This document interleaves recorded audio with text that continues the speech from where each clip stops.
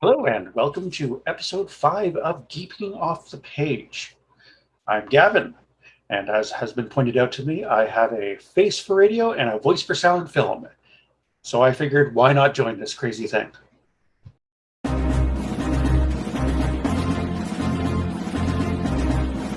In a world overrun with an infinite amount of multiverses, originating from a plethora of sources, four longtime friends band together to try to make sense of it all and present it to an audience in an easy-to-digest podcast. This is Geeking Off the Page. I'm Michael P. Kitchen, millionaire, own a mansion and a yacht. I'm Trevor Brown. I got a haircut, but it didn't make me any smarter. I'm Gavin, and I am surrounded by cats doing bad things. And I'm Troy Bowman, and I don't care what they say, Dot is still the cute one. All right, so this is episode number 5 of Geeking Off the Page. We have everyone gathered here to go over the past weeks of comic book related media, and so far so good. Everyone's having fun, I think.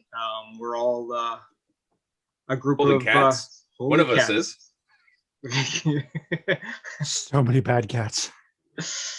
So again, we're just a gathering of age-old friends from 25 years ago, from our college days, and we've always been in this sort of media mind to begin with. We've always been interested in comic books, and we've drawn it throughout our lives to this point here. So we've gathered together to make this tiny little podcast, and we'll just go on with what we're doing because we're having fun, right?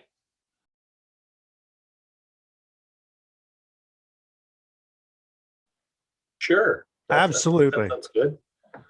That was enthusiastic. I have no objection to that particular statement. This is going to be an outtake. Yeah, that's for sure. Actually, you know what I'm going to do? I'm going to do like a Frankenfurter anticipation thing and just draw out the... We're talking trailers to begin with. So there wasn't very much in the new sort of trailers out there. There was a one for Morbius, which is basically due out now. They've moved the date on it, and it's going to be due out. Well, actually, it is suspected to be due out on January 28th of 2022 because it is actually in post-production right now as we speak. So the trailer that we got probably won't be the actual final trailer, but it is now the second official trailer, and it doesn't show much more. It shows a little more of Dr. Morbius before he gets into the vampirism of the actual character of Morbius, and there's not much more to it than that. Is anyone looking forward to this movie? Anyone? Gotta say, there's almost nothing in the Sony combined universe that has really grabbed me. Venom was okay, but if they're combining it with Tom Holland's Spider-Man at some point, okay, that could be interesting or at least entertaining at some point. But trying to do Morbius without Spider-Man, it just doesn't seem to work for me. Not to mention it's Jared Leto, who like hands out condoms wrapped in coleslaw or something like that to his co-stars like half the time when he's on set. So I mean, Sounds like you have a personal experience with that, Gavin. well, actually, now that you mention it, I've got an autograph. No, actually, I got rid of it because it was terrifying. Well, don't forget though, the Tom Holland Spider-Man movies are technically Sony Pictures. They are with association with Marvel Comics. He's not that interesting of a character. I mean, if I had to choose between watching a movie about Morbius, the living vampire, or reintroducing Blade, I'm going to go watch Blade. If I'm watching a vampire flick, I'll go watch Blade over Morbius. It's just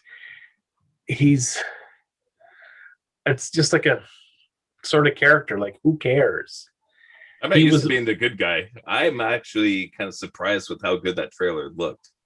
I'm not a fan of the whole Spider-Verse where they're just kind of mine as Everything without many Spider-Man. Spider-Man villains as possible just to make movies in a franchise.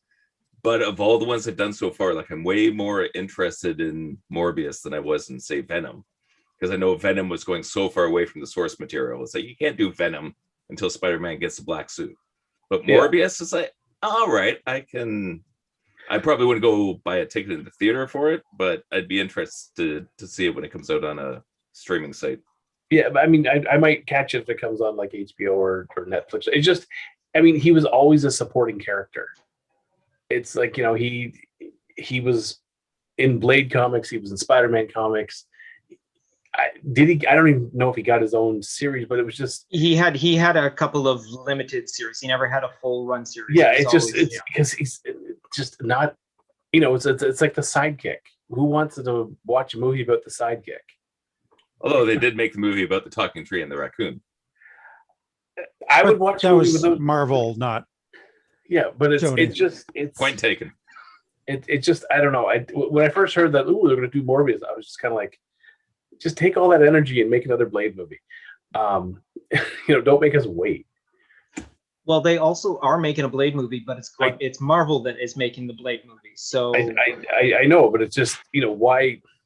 I know this is Sony's bid to keep some of the Spider-Man, at least the Rogues Gallery rights, but there's so many other characters they could choose.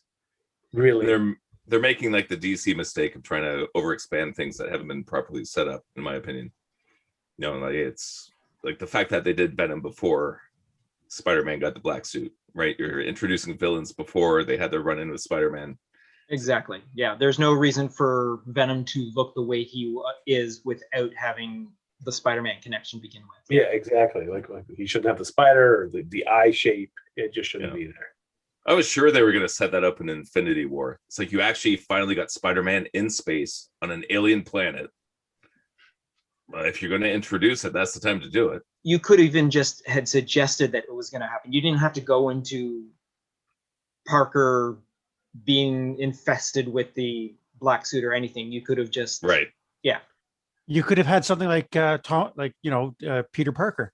Hey, Mr. Stark, I found this puddle of black goo. I thought I stuck my hand in it. I can see it more like, And Yeah, I'm exactly. distant. That's all they had to do. And I then could have seen it more of him, you know, on the Battle of Titan. You know, his suit gets damaged to the point where he's, you know, kind of like when Tony was getting his suit damaged by Thanos, and eventually he didn't even have enough to make a full mask anymore. Yeah. And you have the same thing going on because Holland's suit is also, it's nanotech. You could have a suit basically being destroyed piece by piece by piece, and eventually there's a piece of Titan technology there, and it starts to rebuild the suit. He doesn't realize that as he's fighting, those parts of the suit that have been rebuilt are now pure black. Yeah. That's all that It'd be a little there you go. messy. Venom fix. But The yeah. Venom fix. There we go. Yeah. We're good. We're good. You're welcome. And then Kevin when he Feige. shows back up in Endgame, more of his costume is black than it is the. Yeah, he it might shows have, up like, as the still- Black Spider-Man. Why not? Yeah, it just has Comes to the maybe a portal. couple of little lights and a little bits of the red and blue, but the rest of it's black. And then after the fight, it like leaks off of him, or say Parker gets hit with like some sort of sonic weapon and it gets shot off of him and all that, and it crawls away, sort of thing. And that's how it friggin' well. Yeah. Exactly. Yeah. And then they still could have had the rest of the story with the other symbiote characters coming down to Earth, finding, hey, this is where one of our guys went. Let's track Exactly. him down, sort of thing. Yeah, it could have. It's just that simple of a fix. Come on, Marvel, what's going on, huh? Now I do. Two studios, though. Yeah. Two Now studios, I do you're right. appreciate the Venom 2 is going to be Carnage, and I really enjoy the fact that it's Woody Harrelson will be Yeah. Cletus. In the Ronald McDonald wig. Hopefully that'll get burned off or something. But Woody Harrelson, even back in his Cheers days, I always thought, you know, this is a guy who could play something a little off the wall. Oh yeah, no, his Natural Born Killers. exactly. I was just gonna after say that. Natural Born Killers, I was like, wow. And the second, I mean, I saw Natural Born Killers and then Maximum Carnage, and I was thinking, like, man, they must have really been watching some Natural Born Killers while they were, you know, coming up with some of the writing for this. I'm not gonna. Yes, I will completely 100% agree with you that yes, Woody Harrelson will be able to play a really great. Oh, what is the actual character's name? What's the person's Cletus name? Cassidy. Thank you, Cassidy. But that ridiculous final shot of everyone knows that I don't care who. First of all, it doesn't even look like a good wig to begin with. It was probably a last minute thing, and they're like, "Well, quick, hit the makeup truck so you can find a wig that's red. Any of them, it's curly hair, red. Yeah. Slap it on his skull. It's like a quick, one take shoot." Oh, that was totally done. That was totally done in an after. That we got Woody Harrelson here for like 3 hours, maybe. He's visiting the set. Let's yeah, exactly. Yeah. All right. Anything else about Morbius? Anyone? All right. Yeah, exactly, Gavin. That says it all. I mean, if everything is back up to snuff and theaters are fine and whatnot, next January, I can see myself paying for a ticket to go see him in the theater, because, I mean, I would prefer to see a Marvel movie, no matter what it is, in the theaters than on my phone. I am at the point where I would see almost anything in the theaters if it's available. That's true. I mean, that's true. when Tenet came out, everything had been closed for 6 months, and then they were doing that cautious reopen thing. So we got tickets to the VIP. You know how wide the VIP seats are, right? Like the giant easy chair, and then another like a half a block, and then another couple of giant easy chairs between them, right? So we didn't feel particularly threatened. But watching Tenet in a theater versus watching it, at home, like we don't have a terrible sound system, but like what's a Christopher Nolan movie without like the overarching like wow kind of sound effect going, like that vibrating right through you? I can't imagine experiencing it at home without that, without that sound effect just going through you, like, I don't know, like bran flakes or something. Worked pretty well. But then my subwoofer's like right under my left foot, so when that thing kicks off, I can feel it right through the chair, right to the top of my head. Like, you probably heard or felt Gavin's sound effect there. It was a Christopher Nolan movie right in your foot. Right through my foot into my knee. Wow. Alrighty then. Sure. All right, then. So moving on, we also got our second and much more fuller, a couple more scenes of the new Disney Plus Loki series. And we also got a new release date for it as well. So happy birthday to me. The series actually gets released on my birthday, which is June 9th, which is kind of cool and all that. So yay, Tom Hiddleston. Again, like I had mentioned before, I'm a little sort of put back that it seems to be a lot of Owen Wilson in this, even more so than the previous trailer. A lot more Owen Wilson in this. Wow. But you know what? I'm pretty sure, like, I can't remember if it's 6 to 8 episodes or something like that. Oh, I've got it here, 6 episodes. Yeah, 6 episodes. Thank you. I was watching Bad Batch before the recording, so yeah, 6 episodes of Loki, hour-long Loki. So I guess it won't be that much Owen Wilson, but I'll be able to deal with that because it's Tom Hiddleston, and the extra stuff that they show in this trailer looks like it's going to be such a fun ride, especially just Tom Hiddleston trying to pretend that he's reforming himself. Because again, it's not the Loki that we ended up losing at the beginning of Infinity War. It's a whole new Loki. At the end of the Avengers. Yep. Oh, there he is. Yeah. Well, we get to root for him because he's evil Loki, and now he's, all of that awesome redemption stuff he went through out the window. Wipe clean. Yeah, exactly. Yeah.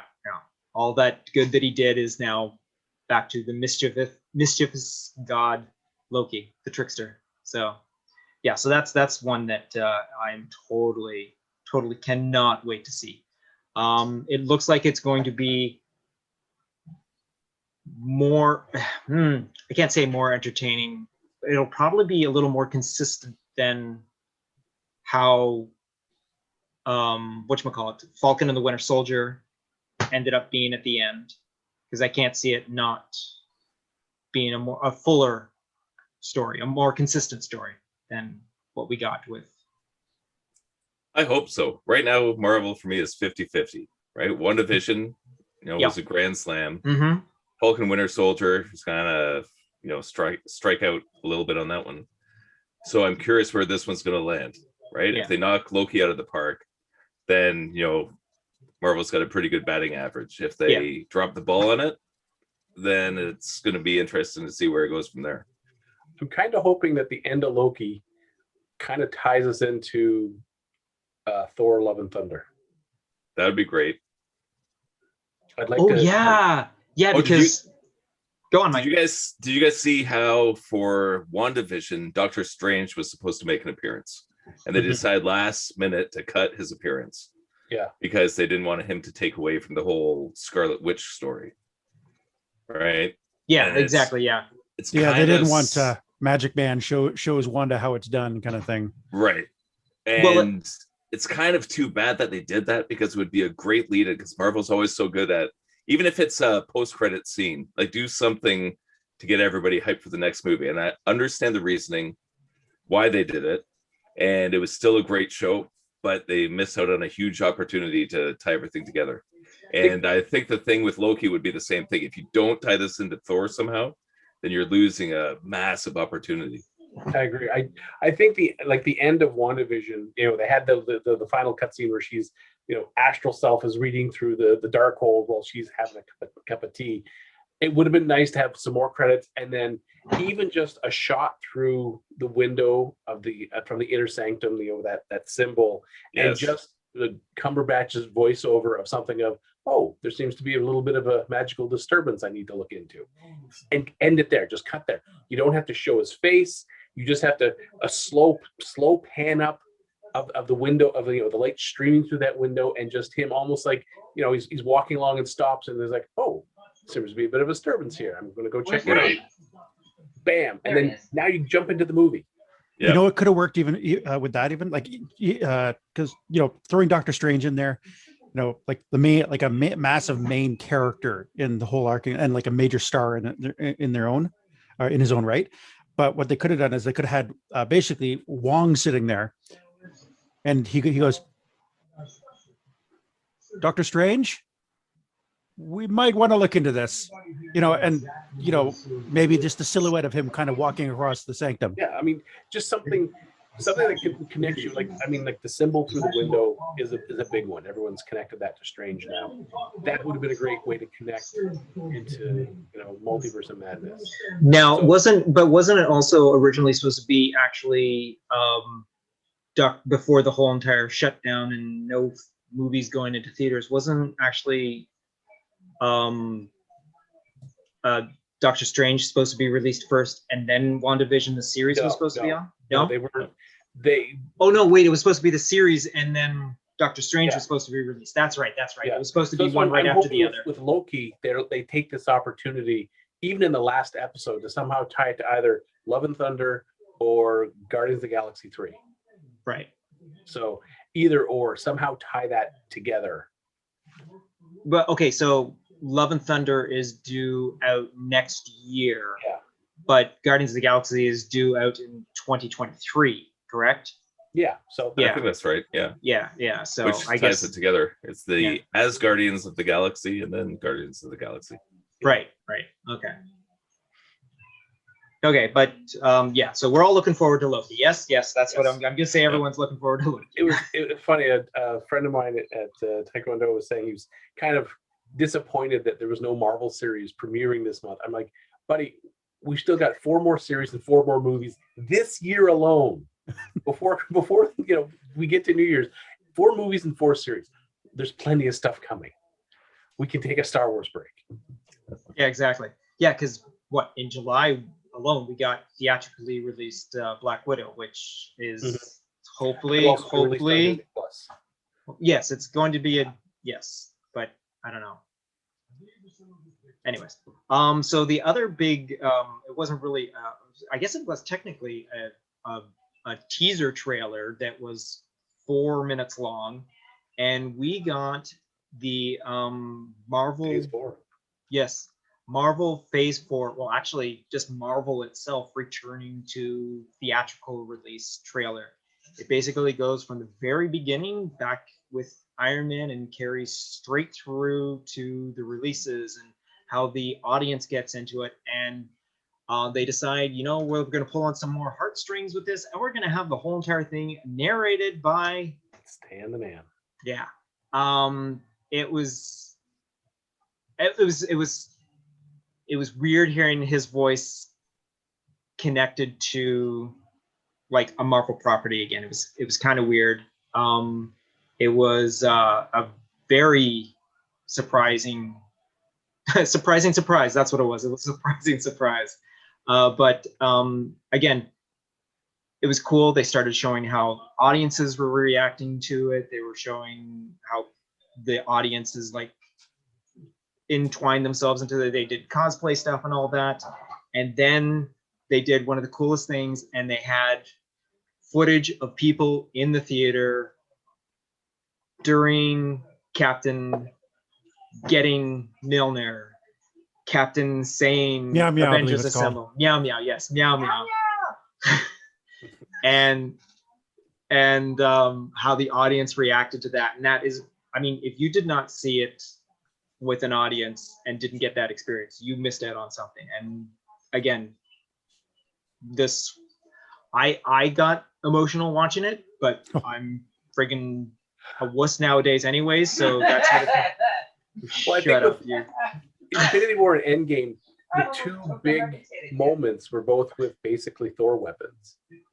Yep. Infinity War, when Thor showed up in Wakanda, I remember sitting in the audience, and when he did the jump and the sky darkens and all the electricity, you couldn't hear anything because people were screaming so loud. Yeah. And then in Endgame, when Mjolnir pops up and rushes over and it's catches it, again, it was like just a wall of sound of all the people around me screaming their hearts out. And then when Cap caught it again and said Avengers Assemble, again, complete deafness. They also did the On Your Left was in this teaser and showing the audience reactions to it too, which was so it was a fantastic thing. And then they decided to basically give us our teasers for the upcoming movies. There was what actually is the actual order of it? It's there we go. So it's some new Black Widow. We get to see Taskmaster, as well as some of the other characters. Still didn't fix the suit. Yeah, unfortunately didn't. Then from there we'll unpause. Black Widow, and then Shang-Chi and Legend of the Ten Rings, followed by the Eternals. right. Followed by, let's see, Spider-Man, okay, No Way Home, Doctor Strange, Multiverse of Madness. Which again, we didn't get footage for that. Yeah, It's Thor, just Love and titled. Thunder, Yeah. Black Panther, Wakanda Forever. I'm so curious how they're going to handle that one. The For sure, Marvels. yeah. The Marvels, that was it, yeah. And then Ant-Man and the Wasp, Quantumania, Quantum Media, yeah. Guardians of the Galaxy Volume 3. And then it was the teaser symbol of Fantastic Four. Yes, which I thought was an amazing thing. And guess what's still not in there? Blade's not in there. Yeah, Blade. There's no Blade thing yet. Blade, I think, is 2024. Oh, really? They were actually dealing with it that far away? Okay. I remember seeing that when they were showing the at the Comic-Con, like all the different franchises they were talking about, and they had the various actors coming up, and they were talking about this one won't be out until at least 2024, because I mean they've got him signed, but they don't have a script, they don't have anything else really, so plan far ahead. One thing I'm worried about is the 4 symbol. Is that Fantastic Four or is that Captain America 4? I think it's going to be. I mean, I'm looking at it. It's drawn like the Fantastic Four. Yeah, It is. exactly. I It's know. within a. Oh, I see what you're saying. But are you thinking It is within a circle? Could be. You never know with Marvel. You never know. I mean, I really do hope that the rumor mill has been talking about Jim from The Office. Oh God, what's his name? Emily Blunt. Krasinski. Him and his wife Emily Blunt would be Mr. Fantastic and Invisible Girl. So I know people have been casting that for years. Yeah. they have for years, but they haven't denied it. Those pictures those Photoshop pictures that have been floating around look pretty fucking good. Well, don't forget, Krasinski actually went up for Captain America to begin with, too. Yep. Yeah. So to 10, 12, I guess, how many years later would it be? It'd be about 12, 13 years later to get cast as Reed Richards. Yeah. Not so bad. Not so bad at all. Yeah. Well, didn't he sit there watch Chris Evans walk by wearing the Captain America suit, and he's like, "Yeah, I'm not Captain America." Not me this time. Well, then he goes on to do friggin' the Jack Reacher series, and Yeah. which he does a fantastic job in that. Because, and then Yeah. the Quiet Place 1 and 2. Quiet Place as well. Yeah. He just looks kept, like a Reed Richards. I kept seeing his Jack Reacher kind of do the Jim face at the camera kind of thing. It's like, do it, come on, do it. Yeah, it was good that there wasn't a lot of that sort of thing, but he did have a couple of looks at his partner and all that every once in a while that looked like a Jim look, but it wasn't directly at camera sort of thing. But alrighty then. So What do you guys think about Eternals so far? I'm not sure what to think, honestly. The 3 seconds that we saw. Still not sold. Still not sold at all. It's like I keep getting hit and miss on that. Like I wasn't thrilled with the original idea of the casting and the gender bending and all that kind of stuff. Then I heard about the filming of it, where they're trying to keep as much practical sets and natural settings, all that kind of stuff. It's like, okay, I'm pretty sold on that. Then I'm gonna do a screen share here. Let's see if this works. Someone had put together this thing with the comparison of the original Kirby characters with the, like the I see. Okay. PG designs of them, and it's like, okay, the top ones, like the movie characters, look like the judge looks video pretty game close. characters, I guess, but I see. close. Okay, You know what I mean? It's like, what's with the spindly arm on the judge? Yeah. It's like he can't even pick up his own coffee. it's so strange. And I think that both like in Guardians of the Galaxy with James Gunn and with Thor Ragnarok with Taika Waititi, is that how you say his name? Yeah. Like they were able to capture the Kirby design. They did. Like, well when in they those showed movies. who was it? Who did they show with the when they showed the power gem? I knew the name of the celestial they showed. I remember the shot, and I thought that was phenomenal. But it's like, I wonder why they wouldn't get those guys in as, assistant art directors on this and just kind of help guide the look. Okay, so I will admit that I don't know a lot about the Eternals. Now, are these the Kirby drawings? Are they just are they regular humans or like not regular They're like humans? space gods. So are they like giants or are they like human size, or can they change their shapes or whatever their sizing or something like that? Are they like giants? They can be whatever size they want to be. Okay, so they can adapt, I guess, wherever they are, right? Yeah. Okay. Here, I'm gonna share a quick screen thing here. Let's see if I can get this to work. Probably not. There we go. There you go. Yeah, perfect. I see what you're talking about. Oh, yeah. Hold on. So there's the yes. still frame of the Yeah. And that, I mean, you pull it up versus the Kirby one, and that's almost identical. That is definitely a copying of the Kirby. Yes, for sure. But it's like they couldn't do it. Like they were like, well, yeah, we're gonna come in out of the gate a little stupid. Yeah, that's the problem with a lot of Hollywood productions is you get art designers that think they're smarter than the original source material, and it's like back in the 90s Godzilla. Yeah, right? It's like, I had a pet iguana once, so I have to make Godzilla my iguana. It's like, nah, you don't. It should be a guy in a rubber suit. Yeah, that's one thing the new Godzilla got right. But same with these Kirby drawings. You already showed it. Is this works. concept stuff though? The stuff you were showing? Yeah, I think that was the original promotional stuff. That I remember seeing these like a year ago. I have faith that Marvel will get the look right. I mean, hope so.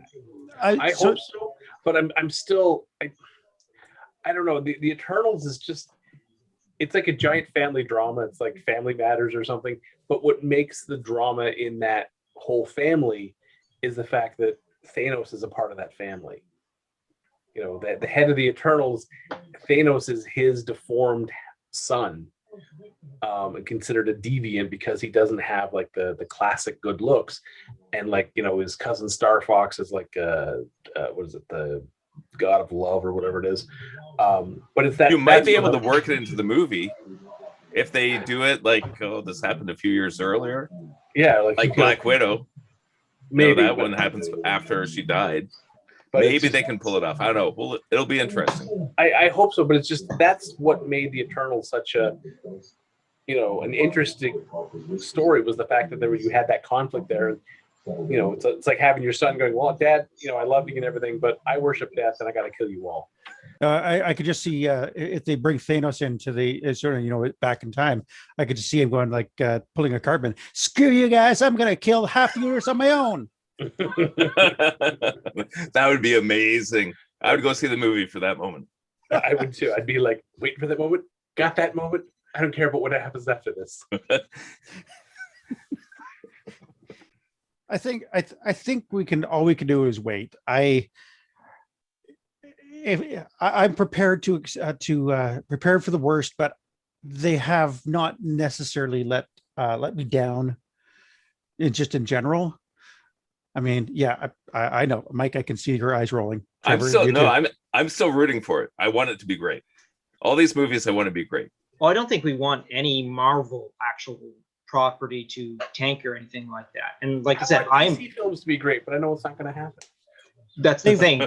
That's what we've been. Yeah, but that's what we've got, though. I mean, we're told, we've learned, we've evolved to this point where DC is not going to make a good movie. DC will make individual good movies, but they can't make a series of good movies. It's like they hand you the hamburger off the grill, and you're like, "That's raw," but I'll try it just in case. Yeah, that's raw. That's raw. The outer bits are okay, right? But once I get into the center of it, it could used another 12 minutes of frozen. Is the center still frozen? Yeah, that's a DC movie. It's like, it looks raw, smells raw. I'm gonna take a bite anyway, just in case.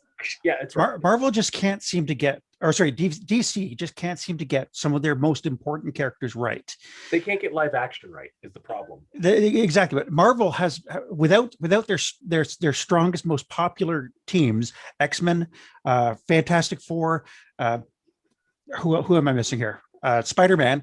You know, they didn't have the A team. They had to settle for the C team to try and build this movie, and they've managed to do it like one character at a time, flesh them out, make them likable characters. And now they're basically saying like, now here's the Eternals. Now we sold you on the talking raccoon and the tree, so remember that as we bring in the Eternals. Right. And DC's like, hey, want to see Batman? Sorry, can't. We got another Batman. We're getting an earlier Batman too, apparently, with all the rumors are out there that are true. There actually have people taking exterior footage of the Michael Keaton Bruce Wayne manor, which is kind of cool for the new Flash movie coming out. So that's always a nice, hopeful sign. But that's an interesting one. I'm curious to see how that pans out. Exactly, yeah. Well, especially if also it looks like Ben Affleck might also be in this Flash movie as well. So, I mean, to show that it's a multitude of universes will allow DC to do what they want to do. All right, so I guess we're going to move on to our next subject. And has anyone got anything out there that they want to talk about, what they want to go over and all that? Who wants to start? I think everyone's got a bit of a subject they want to start with. Anyone? Well, I'll go with my little Doctor Who thing if I want to. Yeah, we'll do that before you get into the Transformers. Then you can do a big Transformers spiel. So, as we've talked about previous podcasts, the family's been watching Doctor Who religiously over the past few months. Right. So in typical Time Lord fashion, we started with David Tennant and worked our way through the Matt Smith season. So, 3 seasons David Tennant, 3 seasons Matt Smith. And we did notice a decline in storytelling halfway through the Matt Smith. So around season 6, the whole family noticed that the stories weren't quite as strong as they were before. Got to the end of the Matt Smith season and jumped back to season 1 with Christopher Eccleston. And all of a sudden we noticed the stories were amazing again, right? Oh, And- sorry. I just heard what you said. So you started with Tennant. You didn't start with Eccleston. Right. Oh, okay. Okay. Gotcha. So we're watching this like a Time Lord and jumping around. And jumping around. Yeah. And so I was really curious what happened with the storytelling. So I spent, a couple hours just researching what was going on with the head writers and everything else.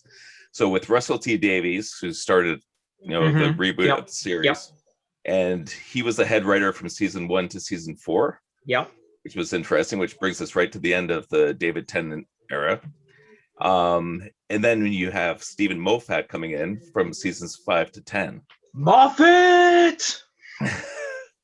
And it was interesting looking into the whole way like the teamwork was in those first seasons, because with Russell T Davies, who was completely managing the whole thing. Yeah. One thing he had said in one of the articles is that if he has to rewrite a script 100%, if he's not satisfied with it, he will do that. So if a script comes in, it's not up to par, he fixes it. But he said that with Stephen Moffat's scripts, I don't touch a word. Anybody else's, I do. Right? So you have this power team of like a great head writer and a great writer, and the two of them together made this, epic era of Doctor Who. But then it seems like once Stephen Moffat took over the head writing, he started writing less and less scripts, and then there wasn't that same kind of quality control, and then it just kind of spiraled out to the point where we weren't as interested. Yeah, that is well, you figured it out. Yes, that is exactly what happened. What I think. Yeah. And then one other thing was bringing in the female Doctor Who. One thing I don't understand why they didn't do was bring Jenny back as the female Doctor Who. Because Jenny is a Russell T Davies creation, and they don't like there's only like a very tiny handful of characters, and we're talking extremely small. We're talking 2 characters. We got River Song and we got Jack Harkness. Those are the only characters that have been able to go across all of the Doctor incarnations that we've met so far. River hasn't been with the latest, but they'll probably get around to that eventually. But the fact that every other character, the only crossover you had was Rose between 2 Doctors, and then it was the Pawns between 2 Doctors. No, wait, sorry, what am I thinking? The Pawns were introduced with a new Doctor, and then Clara going into from 11 to 12.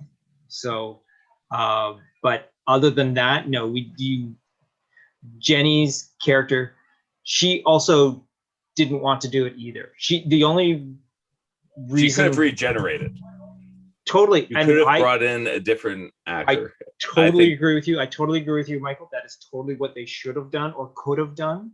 Who knows that they might not do that later on. But we do know that the reason why they didn't make it is because they didn't want to acknowledge the character from another head writer. That's basically it.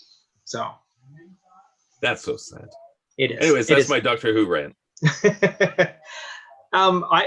So you're gonna go, and then Eccleston, then you're gonna jump over to Capaldi. We'll see, because again, the whole family started losing interest. The amount of shows we bailed on, we would start to watch, and one person would get up, I'm leaving. Next thing you know, there's nobody on the couch. It's like, well, I guess we're done. So Gotcha. we'll see. Took a while for me. Yeah. Capaldi took a while for you, really? It was a couple of episodes, maybe 3 or 4 episodes. I mean, granted, it's like the season is what, like 10 episodes, 12 episodes. Yeah. But his the overarching thing that I noticed with Capaldi was basically everything happens because he was a dick to someone. At least that's what it felt like. And he eventually warmed up for me. I started liking his portrayal like as it was going along, but there was a point where I was just like, do I like this guy? I mean, I think with most of the doctors, the replacement was always like oh, I'm not sure about this guy. Okay, he's all right. Okay, this is really good. No, fuck, you can't leave. You can't leave. Yeah, Oh, no, who's this new true. guy? Yeah. So So Clara, would you say his 3 seasons are worth binging on? Like it's worth sticking around for? you know what? I would give his tenure of Capaldi as the Doctor, I would give him probably about an 80% on like thumbs up. The ones that seem to fall a little short do seem to be story-wise. They do seem to be a little thing. Capaldi is always there 100% all the time. Is there one episode that stands out as a great one if you were to jump right to it? Oh, if you were to jump right to it. Like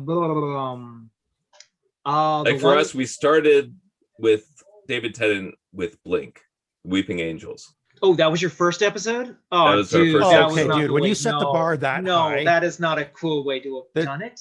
It was great. Oh no, We got so hooked. dude, that is a fantastic. And the other thing about this, it was a Moffat written episode. It was. Moffat created the Weeping Angels, and the Weeping Angels. Well, obviously, the enemies are going to go throughout all the Doctors because you can't not say. And it was so great because the Doctor was almost a secondary character in that one, talking to you in DVDs and. So you're jumping into the universe like that, where they're leaving strange messages on DVDs. Like, what is the show? Yeah. Oh no, that was a total amazingly done puzzle episode, and the fact that yes, it was also because of shooting schedules that they knew they had to somehow make a David Tennant short episode. So. I can't remember the reason why, but it was some sort of punishment that it was up to Moffat to write this story, and the fact that it turned out as fabulous as it was. But that's amazing. I am sorry, you watching that as the first episode is not the way to have done that. Oh, we did that intentional. We were just like, what's the best episode? This one? All right, we're sold. Okay, all right. So I want the Peter Capaldi one. Like, what's the one like that? What's the equivalent Blink? Okay, there's no equivalent to Blink. I'm sorry, you do not get that again. Oh, there was a line one of the companions I think what said to the Capaldi Doctor, and it was like, "You've noticed something. You've got your noticing face on." And I just about died. It was like the line that made it for that episode for me. Yeah, you know what? Off the top of my head, I can't think of one that stands out as there was one. Oh, there's one that they do a Groundhog Day sort of story, and the Doctor has to keep going. He basically gets his atoms get like demolished, and he gets restarted at the beginning of the episode and has to go through the whole entire thing. And it turns out he's there for like 1,000 years doing this cycle, and he's trying to.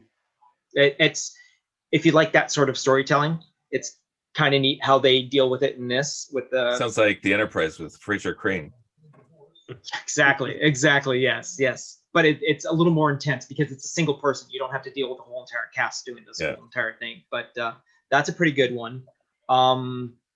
Let's see here. I really enjoyed the introduction episode of Capaldi because Capaldi. The nice thing about Capaldi's time as the Doctor is they bring in a lot of classic Doctor Who storylines and stuff like that. Picking your face. They go back to the fact that Capaldi had played a character in David Tennant's time, and then he realizes at one point, like, wait, I chose this man's face because I had met him before. So, which is going back to like Tom Baker time when Romana decided to look like another actress that had already been on a series because her Time Lord, like one woman was leaving the role and someone else was coming into the role, so she chose another actress that was already on the series, sort of thing. So it turned out to be more lore. So yeah, Colin Baker, the exact same thing. Yes, sorry. Right. Thank you, Adrian. Yes, Colin Baker. Colin Baker originally starred as it was a guest shot as a security officer on Gallifrey, and when it came around to him being the Doctor, they chose his face. Yeah.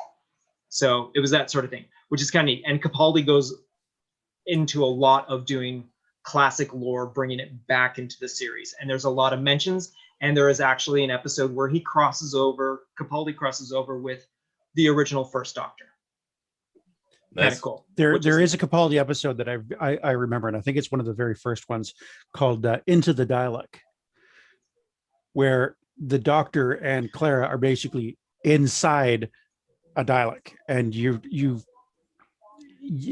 seeing what he's trying to piece together who he is after his initial regeneration. And I just remember just being absolutely spellbound by that episode. It was just sort of he's just trying to find out who he is. Like, am I a good man? Was something he keeps saying throughout the episode, because David Tennant was going back to Eccleston. Eccleston was like the inquisitive, it's like something brilliant and new. His kind of key phrase would be like fantastic. David Tennant was always no, like, I won't stand for that. That's terrible. And then Matt Smith was what? So with Peter Capaldi, he's there's a lot of silliness, like some of the Doctors had sort of ingrained in them, and Peter Capaldi comes in basically being Mr. Serious, and basically it's a neat exploration of like who he is. So I would definitely recommend, if you're going to start with a Peter Capaldi episode, Into the Dalek is a good one. All right, we'll do that. One interesting thing I found too is that Christopher Eccleston was supposed to return as the War Doctor. Yeah. In that crossover, and the fact that he didn't want to come back, so they got John Hurt. Mm-hmm. But how amazing would that be to get the First Doctor of the reboot back with the other two? Yeah, for sure. Too bad we didn't get that. Even though the episode ended up great. There were so many possibilities with all of the Doctors. Because do you remember like seeing like the old classic Doctor Who's with like Tom Baker, Colin Baker, and like just everyone together, like the 5 Doctors episodes, and you're like, how is this happening? And it's happening because wibbly wobbly timey wimey stuff. Yeah, because why not? But there was the closest that we got was basically the 2 Doctors and the War Doctor. David Tennant and sorry. Did you watch the 50th anniversary, the David Tennant and Matt Smith episode? Yeah. That was the bit where they're sitting down. They both like throw their legs up on the table and like perfect synchronization. Yeah. It was perfect. It was perfect. And did you see the Christmas special, or not Christmas special, the children's special that they did with which one? David Tennant and the 5th Doctor. Yes. David Peterson. Yeah. Peterson. Yeah. Yeah. The 5th Doctor. Yeah.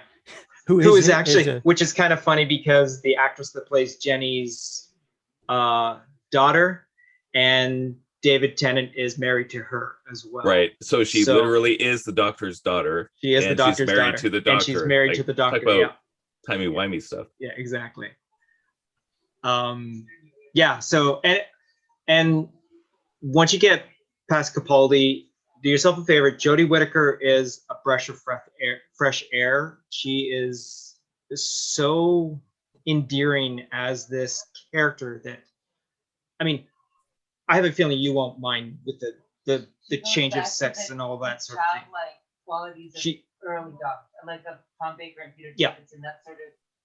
Yeah, as long as it's written well. Yeah, I heard. No, her stuff is pretty good.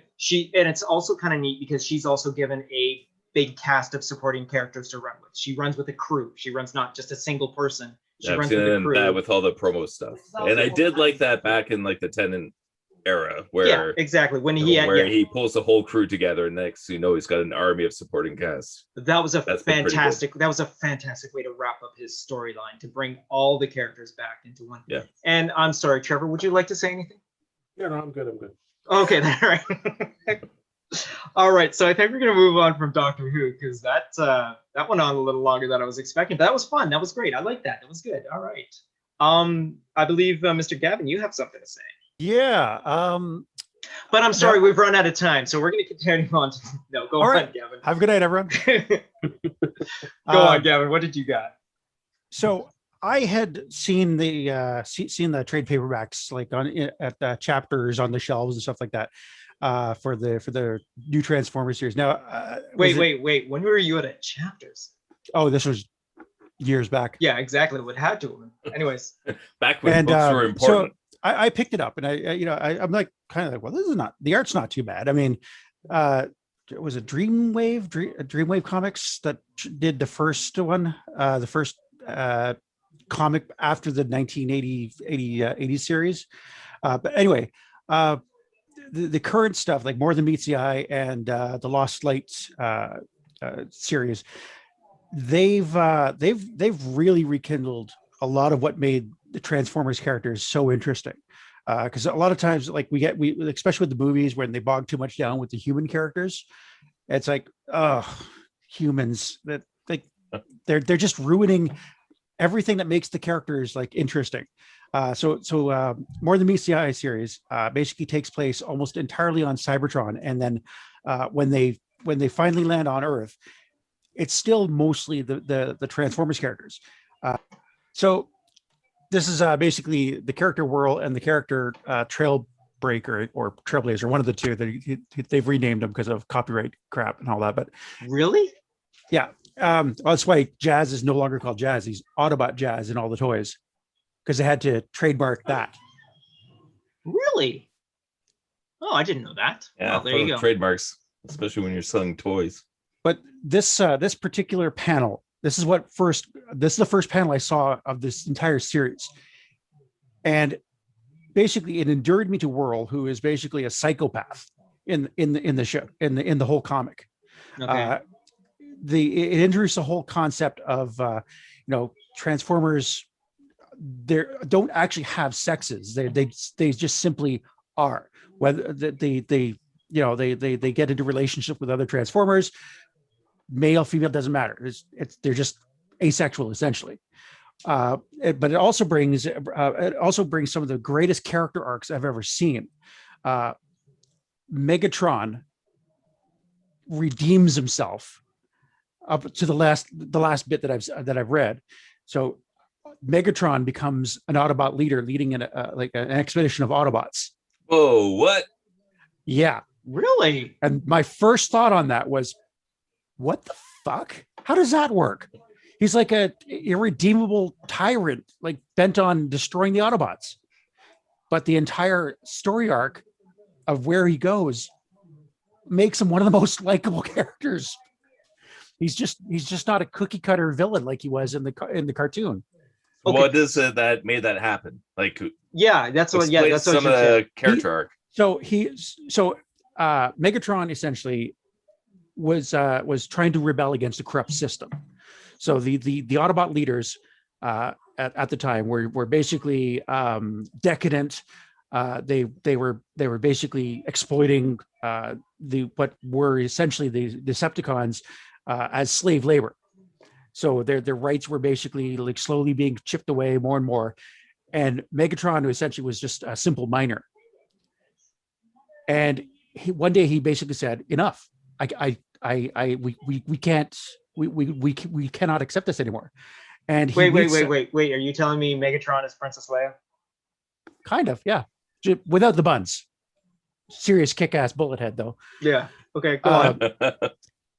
So he ends up meeting a young Optimus Prime, aka Orion Pax, and they talk, and Orion Pax actually believe that this is something I can get behind. So like he believes in equality for all, freedom is the right of all sentient beings, his usual trademark phrase, right? And so Megatron goes about it through warfare. Optimus Prime is trying to do it through through the government, trying to bring equality, but everything's working against him. And so essentially it's all it's there's just so many like little stories throughout the whole thing, but eventually it gets to the point where you see the classic Optimus Prime Megatron kind of standoff, one shall rise, one shall fall kind of thing. But Megatron eventually ends up turning himself in because he's so tired of the war, and as punishment, he's basically given command of an Autobot expedition to find essentially the lost city Autobots. Like Metroplex was a city Autobot. And they were sort of they essentially were like defenders of the galaxy, but no one had ever has heard from them for eons. So this expedition led by Hot Rod, who is a much more likable dick in the comic. He's basically put in command of this whole ragtag crew, and Megatron is what has to break up fights and all sorts of shit in this. I can link you some of the issues. It's incredible. You're muted, Troy. So what you're saying is this is not your grandfather's Transformers? No, absolutely not. Wow. So here's another. And it kind of sucks that those Transformers are Transformers as well. So here's another arc that I did not see coming. Prowl kills Hook of the Constructicons. Oh, kills him like basically he's dead, and the Constructicons essentially convince him to merge with them to form Devastator. What? Yeah. And I'm sitting here looking at this going, why does this work so well? Wow. And it's so like you think like there's why a story does arc Devastator not have any upper body strength anymore? Somehow he works with them. I'm gonna give you guys a link when we're done here, because it is such a good series. All right. And the kicker is there's so many good story arcs in this. Like Optimus Prime has gone through so many incarnations, which the toy makers have really gotten, like the third party guys have really gotten on board with, and made some of the best looking versions of Optimus Prime I've seen in toy form. I did have to pick up the Power Baser, the Power Master Optimus Prime third party. Yeah. That's one where when I was a kid, I was like, oh, this is amazing. And then I saw the toys, like, actually, it's not amazing. It's, kind of half-assed and chunky and not really good. But then the third-party one came out. I had to pick that up. I believe two of us saw a brand new, well, I guess a newish movie. I think it was released a week or two ago. Was it, Trevor? Something like that. Yeah, I was aware of it about. April. Yeah. So yes, end of April. And that was Warner Brothers Animation brought us the Justice Society World War II, which could have been a live action movie. It could have been. It could have been. The story was well written enough to be. Yeah. But yeah, they would have screwed it up. And it's not that long. Like it's less than an hour and a half. Yeah, it's just under. It's like 125 minutes or something like that. Yeah. Yes, but if they had done it as a live action, it would have been like 2.5 hours long and still crap, and still missed most of the story and still been crap. Yeah. So it's basically, according to IMDb, the Justice Society of America, a group of heroes aiding the Allies in World War II, acquire an ally from the future who sends them on an adventure that changes history. That's not really what happens, but we'll not even close. Yeah. Go ahead. It's the art style is really, really cool. It's again, DC knows how to do their one-off animated movies beautifully. The style is different than anything else. This is, I take it, is this based on anything? I didn't see if it was based on anything, or did they just make an original story with an idea that uses the characters? I don't. To me, it looks a lot like Darwin Cook's New Frontier. Like if it's not based on that, it's at least inspired by that. Yeah, definitely. It definitely has a New Frontier look to it. It's not as stylized as the New Frontier, but it is kind of neat. And so what it is we start off with Barry Allen and his girlfriend Iris. We'll just go with Iris because I can't remember what her last name is off the top of my head right now. Remember her name. Yeah, no. So they're yes, they are having a date picnic in Metropolis, and one of their things that Barry keeps mentioning is that I hope we see Superman here today. And so what happens is Superman does show up because he's got to fight Brainiac, who is attacking Metropolis, and Superman comes out to stop him. And Flash decides to help out, and hijinks ensue. And in the course of actually trying to outrun a kryptonite bullet, Flash ends up time traveling back in time, or at least what we perceive to have time traveled. And he kind of misses the mark on the time traveling as much as not only travels back in time, but crosses dimensions as well. Yeah, Hate it when that happens.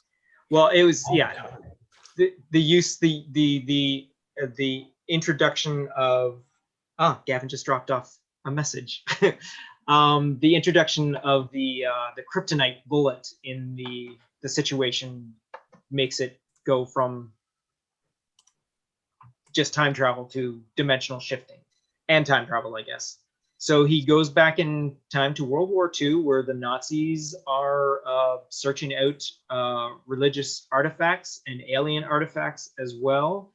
And Steve Trevor is heading up a team of, what do they call them? They call them superpowers, which are Metahumans. Metahumans, thank you. Yes.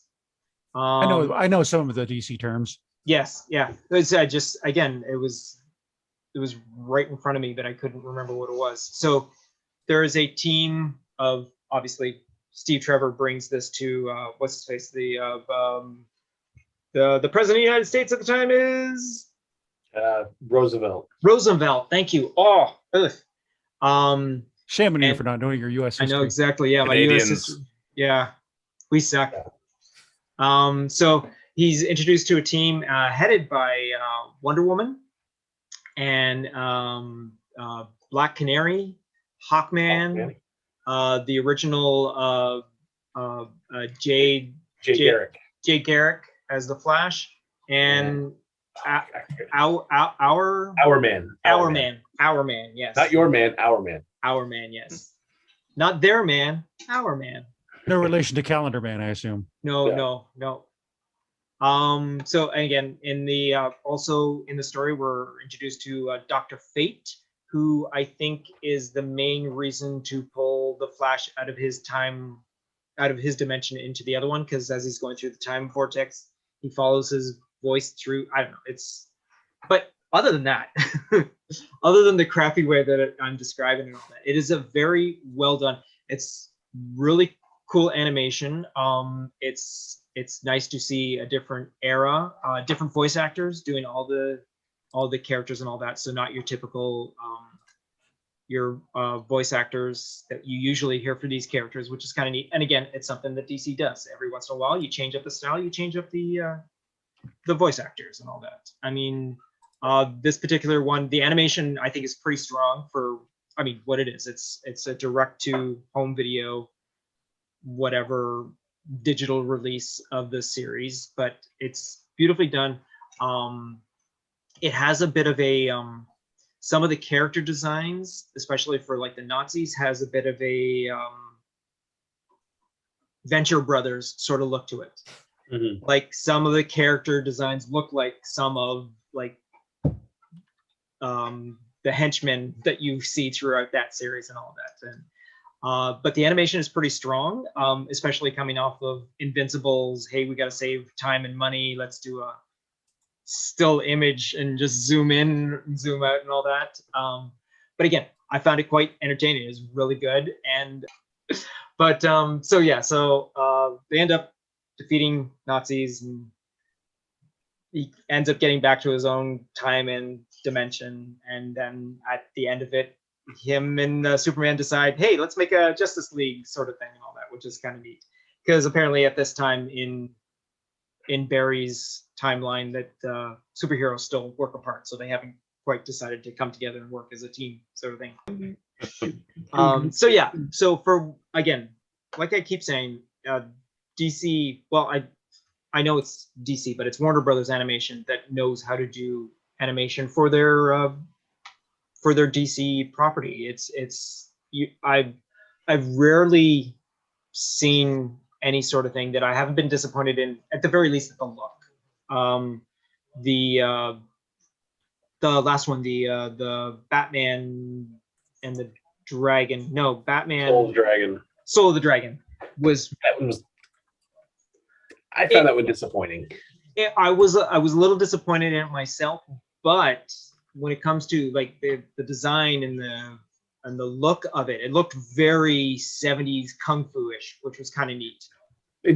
Honestly, of all the like Justice or DC animated ones, ones that really stuck out, there was Justice League New Frontier, which kind of rolled everything back to like how Superman got together, and they're dealing with like monsters from a different dimension in the center and stuff.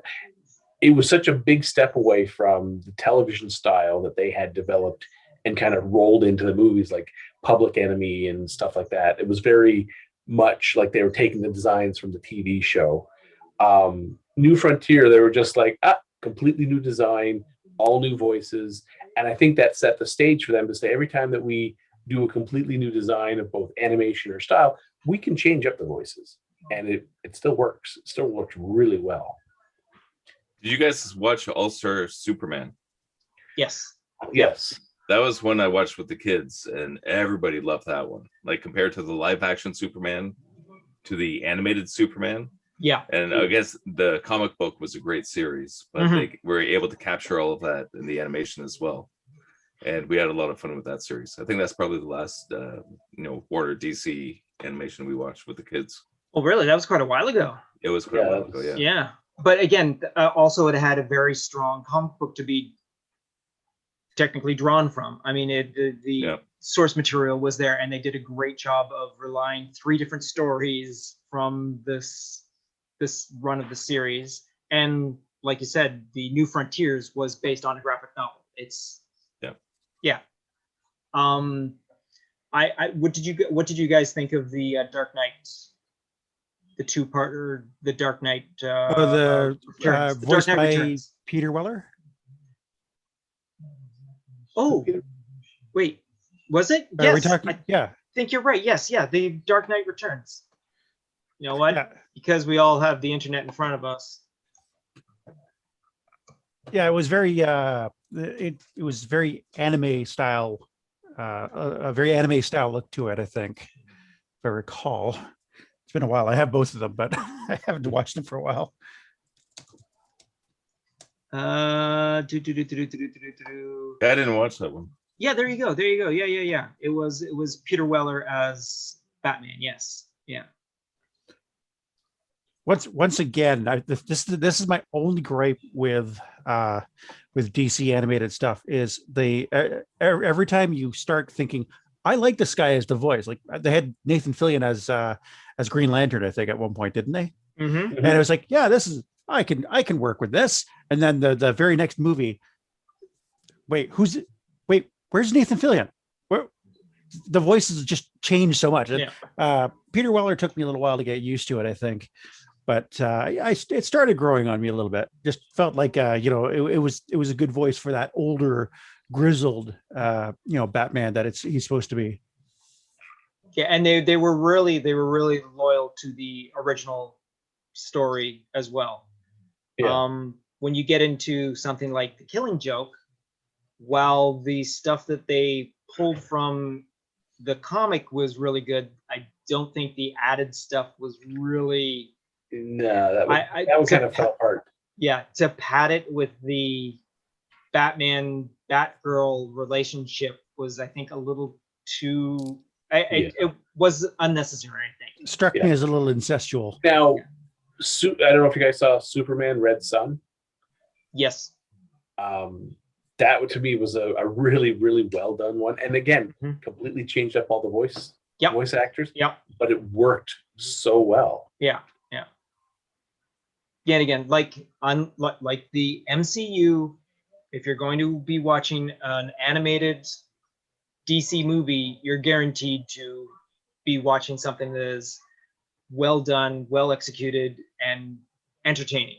Which is the sad part is they make they're so dismal in their gross profits that that's why Warner Brothers is in essence going to be pulling the plug on the whole project. That the whole DC animated universe is done pretty much. Oh, seriously? Oh, that's gonna be a big loss. Well, I mean, I'm just looking at it right now. If you add all the movies they've done, and they've done a lot, going all the way back to 2007, all the films are only averaging about $5 million each, and it's costing a lot more to make those films.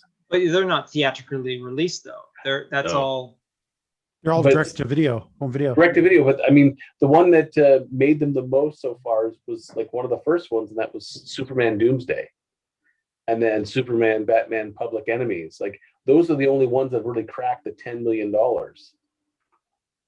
So even like on video, they're not making hordes of money. Soul the Dragon didn't even crack $100,000. Ooh, that's most unfortunate. Oh. If they want to make money, they got to hand the keys over to the live action cinematic universe and do some storytelling like that with live action in cinemas, and then they'll make some money.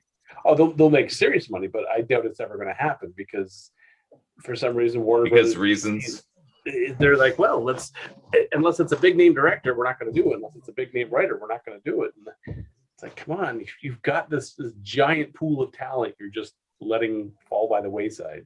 Somebody should leave a little post-it note outside Disney's door. What's that? An opportunity to buy DC. Ha ha ha. Yeah. So I could do worse. But on the flip side, your Mickey Mouse impression? Yeah. Oh no, I knew who it was. I thought it was great, Gavin. Thank you, Mike. Don't get me wrong, Gavin. That was hilarious. I wasn't expecting someone to be doing a Mickey Mouse impression. I'm sorry. That was actually wrong. That was Mickey Mouse? Oh. So, don't quit your day job. Fuck you guys, I'm going home. I got that too. All right, so I guess we can move on to. I believe we all watched the at least the very first episode of the Bad Batch, the hour-long first episode, which was kind of cool. Admittedly, I skipped about 20 minutes in the middle. Oh, you did? Well, I mean, I thought it could have been a 40-minute episode. Oh yeah, I totally understand what you're saying. Yeah, I agree. It got a little long in places. It could have used with a little bit of trimming, but it was fun. Yeah, definitely. I love how it actually started off like a Clone Wars episode with the announcer doing the newsreel opening, which I was like, oh my god, this series is gonna be. But then, obviously, as we find out right at the very beginning, execute Order 66. All right, we're gonna go from here, eh? Right there. Might as well. That first episode, it did seem like it was more than likely 2 episodes that they put together to make one, and that's why it sort of dragged in the middle, sort of thing, because to stretch out between I'm going to jump in here a little bit. I did not. I mean, I caught the reference right away at the start when Order 66 comes and they're tracking the Jedi and the Padawan, and especially when they said the Padawan's name, I was like, oh, Yes. Like Caleb Doom. And I was like, oh, well, that's Kanan from Rebels. From Rebels. But then I was like, that kid is painfully white. Like painfully white. Like whiter than white toast. But no, then I know, yeah. you look at, and I think this like after I watched the Bad Batch, down here, the Cartoon Network is now playing like Rebels, like 4 hours of Rebels every day. And it was like, here's Kanan, and he's not pale. He's not pale at all.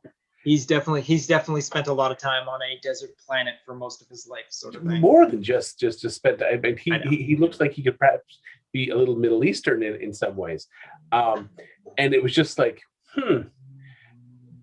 did no one run this by Filoni, or did Filoni forget that Kanan is much darker skinned than, like, maybe when he hit puberty he changed nationalities. These things can happen, I guess. It was just one of those things. You're so getting canceled, Trevor. I know.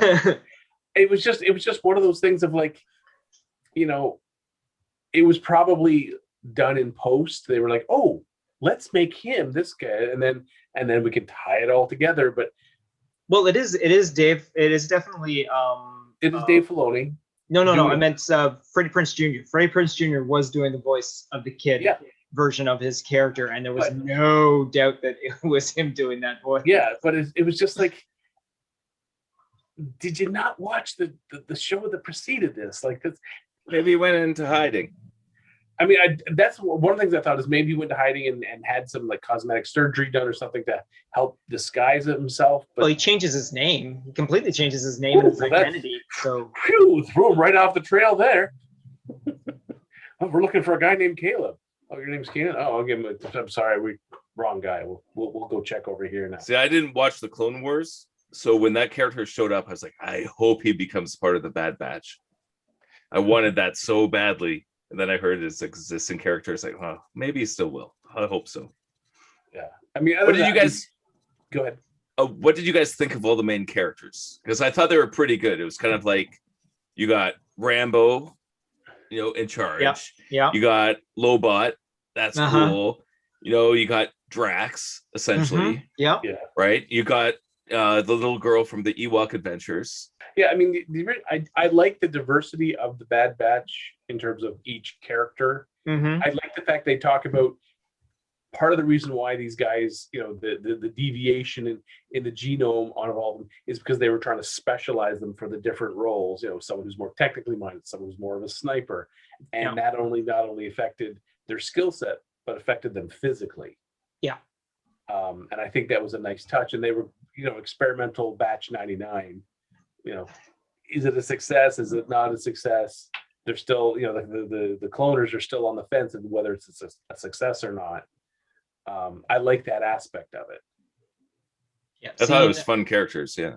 Yeah, for sure. I mean, I watched the Bad Batch when they originated on the Clone Wars, and from that moment on, I'm like, ooh, Hunter as a cosplay looks kind of cool. I might actually get myself a set of armor or build myself. So all those guys existed in Clone Wars. I didn't know that. There was I think a 3 or 4 episode arc where it was those 5 characters. No, those 4 characters going to find the one that you called Lobot, the one with the missing hand and all that. He's a clone that went missing back in like season 3 or 4. And they found him and brought his character back into the storyline. And because of what happened to him in his storyline to get him back from where he was, they had to remove they figured out about the chip, and it shorted out the chip in his head. So that's why he didn't turn to Order 66 as well. So he's one of the Bad Batch sort of thing. So it's just, yeah. So, so it's the pre-existing, I think it's a 4 episode arc. It's got to be something like that. It's something that stands on out. Disney Plus, so it's on Disney Plus. Yeah, could be able to watch that. I gotta say, I as soon as I saw Sniper Starscream, I knew he was gonna. I knew where he was gonna be at the end of the episode. Yeah, for sure. Yeah. He was cool. A cool character, but I was just like, again with the orders. But again, for a first episode, I mean, going into this, I was going to enjoy it no matter what, because I've enjoyed the Clone Wars straight through the however many 7 or 8 seasons that they had. I'm such a big fan. I can't remember how many episodes there were. But including the Genndy Tarkovsky. Again, yes, but unfortunately, that's no longer. That was a fun series. Yeah, but that's unfortunately no longer canon to this series, as it has been allocated to the Star Wars Legends sequence on Disney Plus. But again, that was a beautiful series. And the I micro episodes. The fact that in this episode, it was a simple throwaway dialogue sequence that explains 100% why modern stormtroopers during like the Luke Skywalker days are not clones. Yeah. Cost. A simple matter of, he's like, they're better skilled, but we can recruit cheaper at half. Yes, the cost. exactly. Yeah. And it costs too much. Yeah. It costs too much to. Yeah, just a simple little throwaway back and forth. Yeah. And it explained everything, like right up into the Force Awakens of why Finn isn't a clone, because they're just recruiting them because it's cheaper. And I mean, any government, if you get a choice between choice A, it's expensive but good, or choice B, it's cheap, they're always going to go with the cheap, always. Exactly. Yes. And it was kind of cool. Again, seeing Tarkin. They can afford building Death Stars, but they can't afford the clones. That's just it. They had to save some money to build Death Stars. Yeah. That's where they got the investment money from. Exactly. Yeah, you stop doing your clone. You know how much free capital you have after that? Yeah, we don't. You have enough to build 3 Death Stars. Start build. That's how they build Starkiller Base. Exactly. Just, and not even recruiting anymore. We're just kidnapping small children and training them to be. So now we can afford to buy. That's much more cost effective. Plus, this all the savings on gruel. Exactly. Oh, hey, it worked for the Jedi. It worked for the Jedi, right? Exactly. Get them while they're young, raise them to our rules, and everything should work out fine in the end, right? Exactly. Isn't that how it's supposed to work? The younglings. Palpatine won in the end. Yeah. And right? then Granddaughter's the last Jedi. Yes. Palpatine wins. Palpatine wins, exactly. Good. But so looking forward to seeing the rest of this series run out, which is kind of neat. Again, I myself have watched the second episode, and it's kind of cool. It cuts back to a 27-minute episode with 5 minutes of credits, because of not only does the episode have credits, but because of Disney Plus likes to say, hey, these are all the voice actors from the different languages, which I think is a fantastic thing to have done. Mm-hmm. So, but yeah, I'm just seeing here, they're saying that the running time of the episodes will run between 31 minutes and 70 minutes. That's probably the first episode. Yeah, that first episode was like 70 Maybe minutes. the last episode too. Like if it would normally be split up into like a 3-part like finale kind of thing, or 2-part or something like that. Right. Now, if you look at the voice, the list of voice talent, like they got Ian McDermott to be Emperor Palpatine, so they're willing to put up some cash to get some of the voices back. Oh yeah, no, for sure. I don't think I highly doubt you're gonna have anybody else show up other than Palpatine. You'll probably have I don't know if you'd have a Vader. I don't know. The only thing I did notice is they didn't get Forrest Whitaker for Saw Gerrera. No, they did not. No, because it was. I was like, the second I saw Gerrera, I'm like, but that's not Forrest Whitaker's voice. Well, no, we got Forrest Whitaker as Saw Gerrera in Rebels, which is like 15 years later, right? Yeah, but they still could have got him for this one. It's the voices don't change that much. No, because the Saw Gerrera that was in the Clone Wars is who did the voice of this Saw Gerrera. So they're keeping it with the Clone Wars voicing. So that's who returned to do Saw Gerrera. They still should have got him. It's Disney. They've got the cash for it. Come on. I know they do. All right. So the other thing that is something that we mentioned the other last week was the Jupiter's Legacy dropped on Netflix. All episodes dropped all at once because it's Netflix. Now, I myself did not watch any of it, and I believe Michael also didn't get around to it because he has too many kids and can't afford it. I'm waiting for Cobra Kai season 4 before I go back to Netflix. Oh, that's right. That's You fair. you got rid of Netflix They because just Cobra Kai was announced they wrapped season 4 with a really nice photo on Instagram. So I'm waiting for it. well, as soon as you get a trailer, it'll be on in 2 weeks. So yeah, but apparently, according to Gavin and Trevor, thumbs up. Watch the first episode. yeah. The only thing is the effects are very Netflixy. network TV. Really? Yeah, they. I mean, the effects are there, not the greatest. Oh, They're not like Captain Power and the Masters of the Universe type, but They're not much better. they're there. they're okay. that So would it's be something Defenders. That would be Defenders of the Earth, Gavin. Yeah, Captain it's, Power and the Defenders of the Earth. Oh, right. Yeah. I never had any of them actually. So yeah, the effects aren't anything to write home about. For the most part, I just overlook them because the story's a little bit more compelling. But yeah, That's Do you good. guys read the comic books at all? I have not. I read some of them, but I wasn't able to keep up with it just because it was kind of spotty down here in terms of availability. Against this is Miller, right? The kick-ass. And, Mark Miller, right? Mark Yeah. Miller. Yeah. Okay. The Millerverse. It's it suffices to say, it seems to me that everyone going from the basically the greatest superheroes that have ever existed to the the worst people ever have daddy issues. That's basically it. Well, part of that is, I mean, daddy issues when your dad's, like the superhero. Any kids are going to have daddy issues because that's a giant shadow to try to come out from behind and an enormous set of boots to try to fill. So, I mean, That's what happens with the Boruto series. Going back to Naruto, callback. Same kind of thing, right? Where you have the greatest, most powerful father in the world, and then you want to tell the story of the child. Of course, it's going to be something like that. Yeah, you're going to have the daddy issues.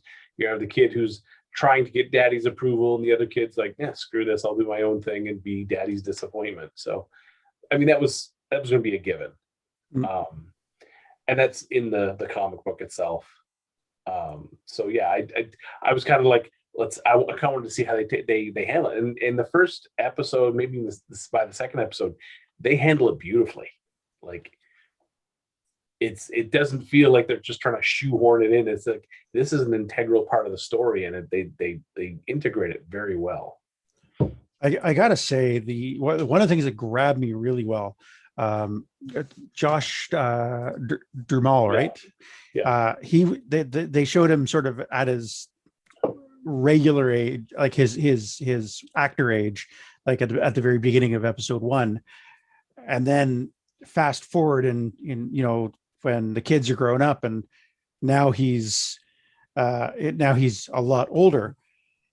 And as I was, years. Yeah, and I'm trying to go or more. Wait a second, is that Josh Duhamel under makeup?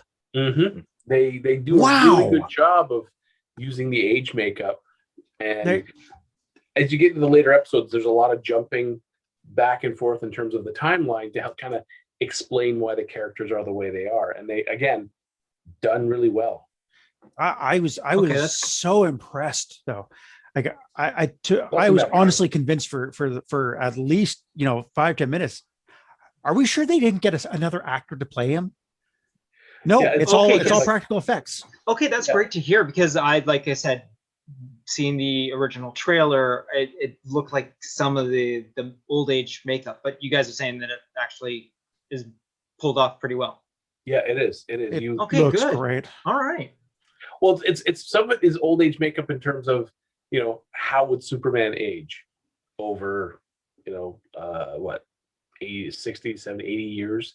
not, I mean, he was not going to age faster or anything like that, or so he aged a little slower. So they still have a little bit of their youth to them, but you can definitely see, and it's not just age, but also old injuries are very evident.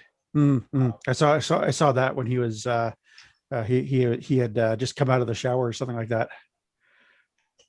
So 2 questions for you guys. First of all, is it family friendly? Is this something that you'd be able to watch with the kids? No, you'd want the kids to be at least 15, maybe. Let's just say, in terms of violence factor, it veered into invincible territory. Not really that deep towards the end.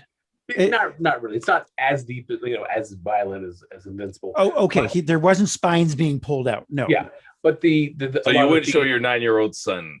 Yeah, this is not a show you'd want to show your 9-year-old, because a lot of the themes, like you have suicide, a lot of drug use, stuff like that. So you may want to keep from the kids for a little bit. Parental guidance suggested.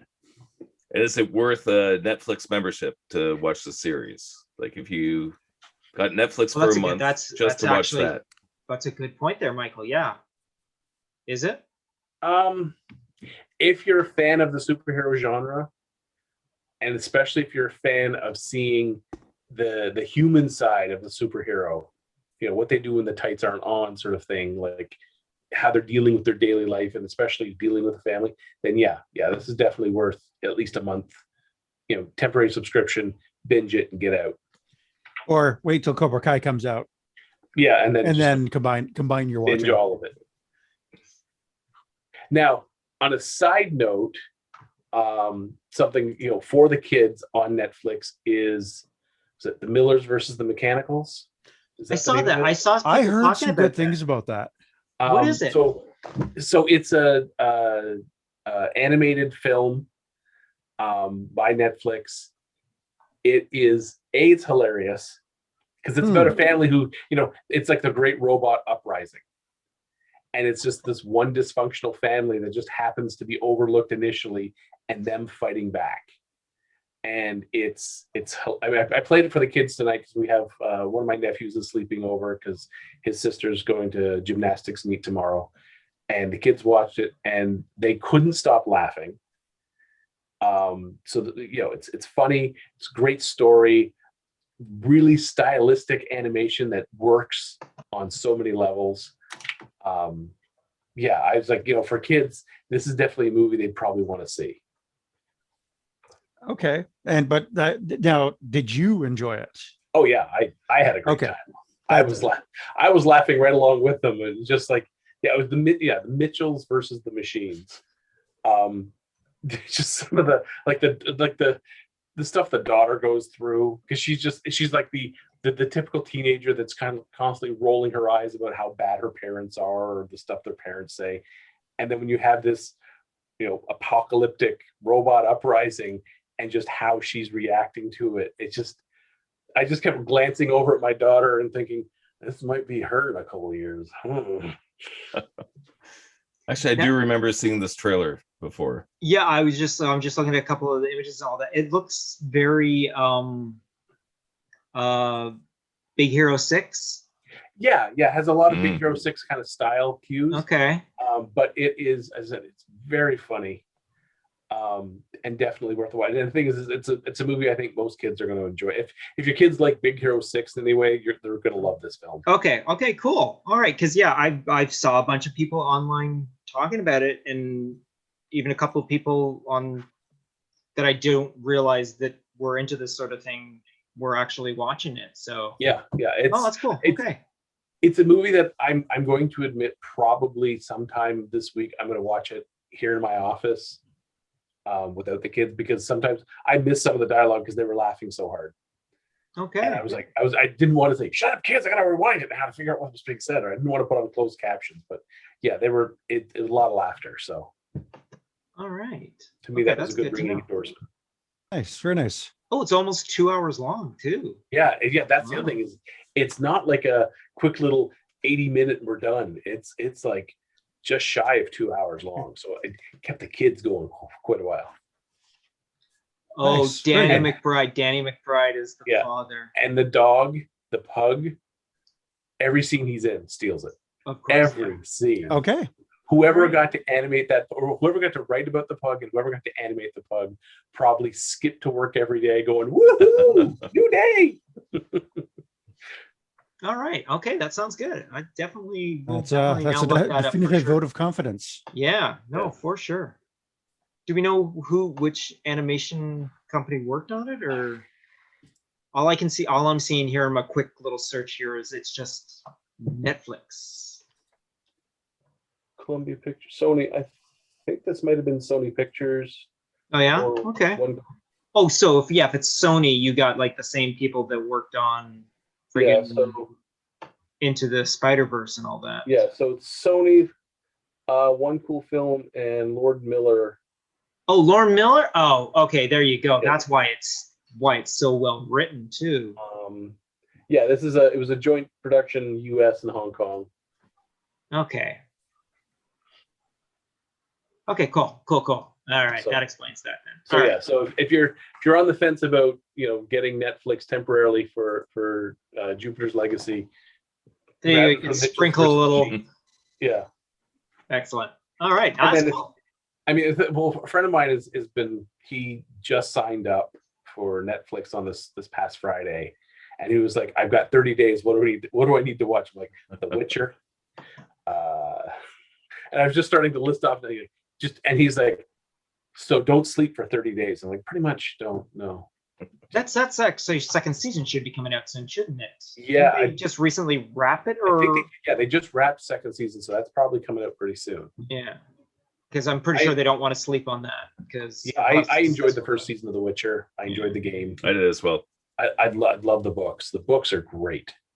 I had to watch the Watcher on my own because one of the family members watched it all in one sitting.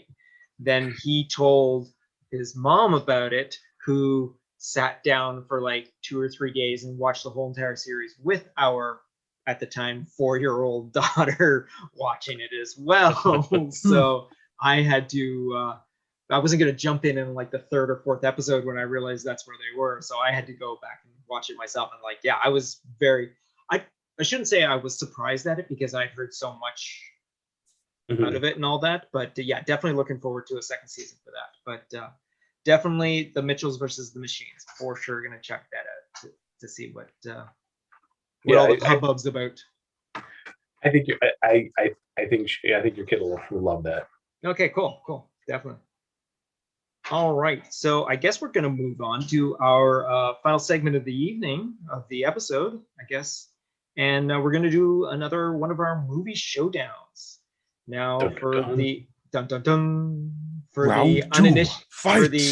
uninitiated, we're going to boxofficemojo.com, which lists all the movies by whatever sort of category you want box office wise. What we are doing is we are doing the gross total of all-time box office for the movies, and we're doing it in a basically a tiered sort of matchup. Last week we did round 1, which was the Avengers Endgame versus Batman versus Superman Dawn of Justice. The clear winner out of that one was definitely the Avengers Endgame. Fatality. So this week we are going up the second place movie, which actually in the list is actually 5th on the list of top grossing movies, is 2018's Avengers Infinity War, which its total worldwide gross was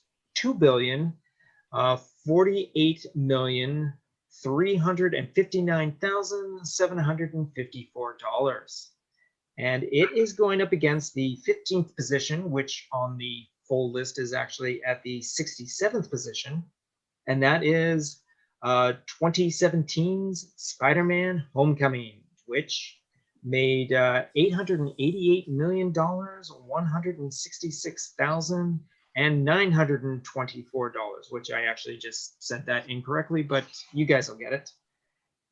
What were the cents, man? How many cents? How many cents? We don't have the cents and all that. 32. Let's say 32. Both of them, oddly enough, both 32 cents on their final numbers and all that. So to begin with, we are going to start off with the biggie. And you know what? We're going to do this in reverse order. We'll do this, the lesser movie first.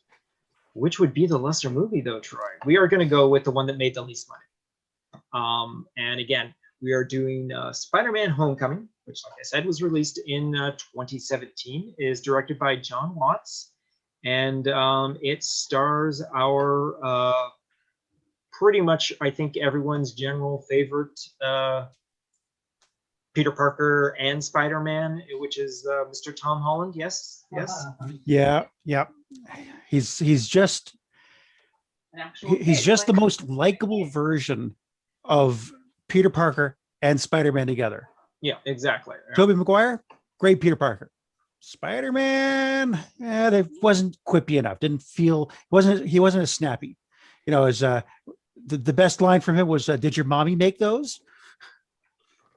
And then you got Andrew Garfield, great Spider-Man, kind of snappy.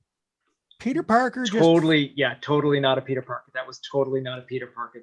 But Tom Holland pulled off the bifecta.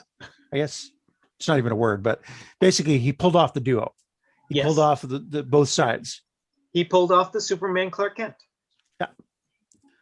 And delightfully awkward.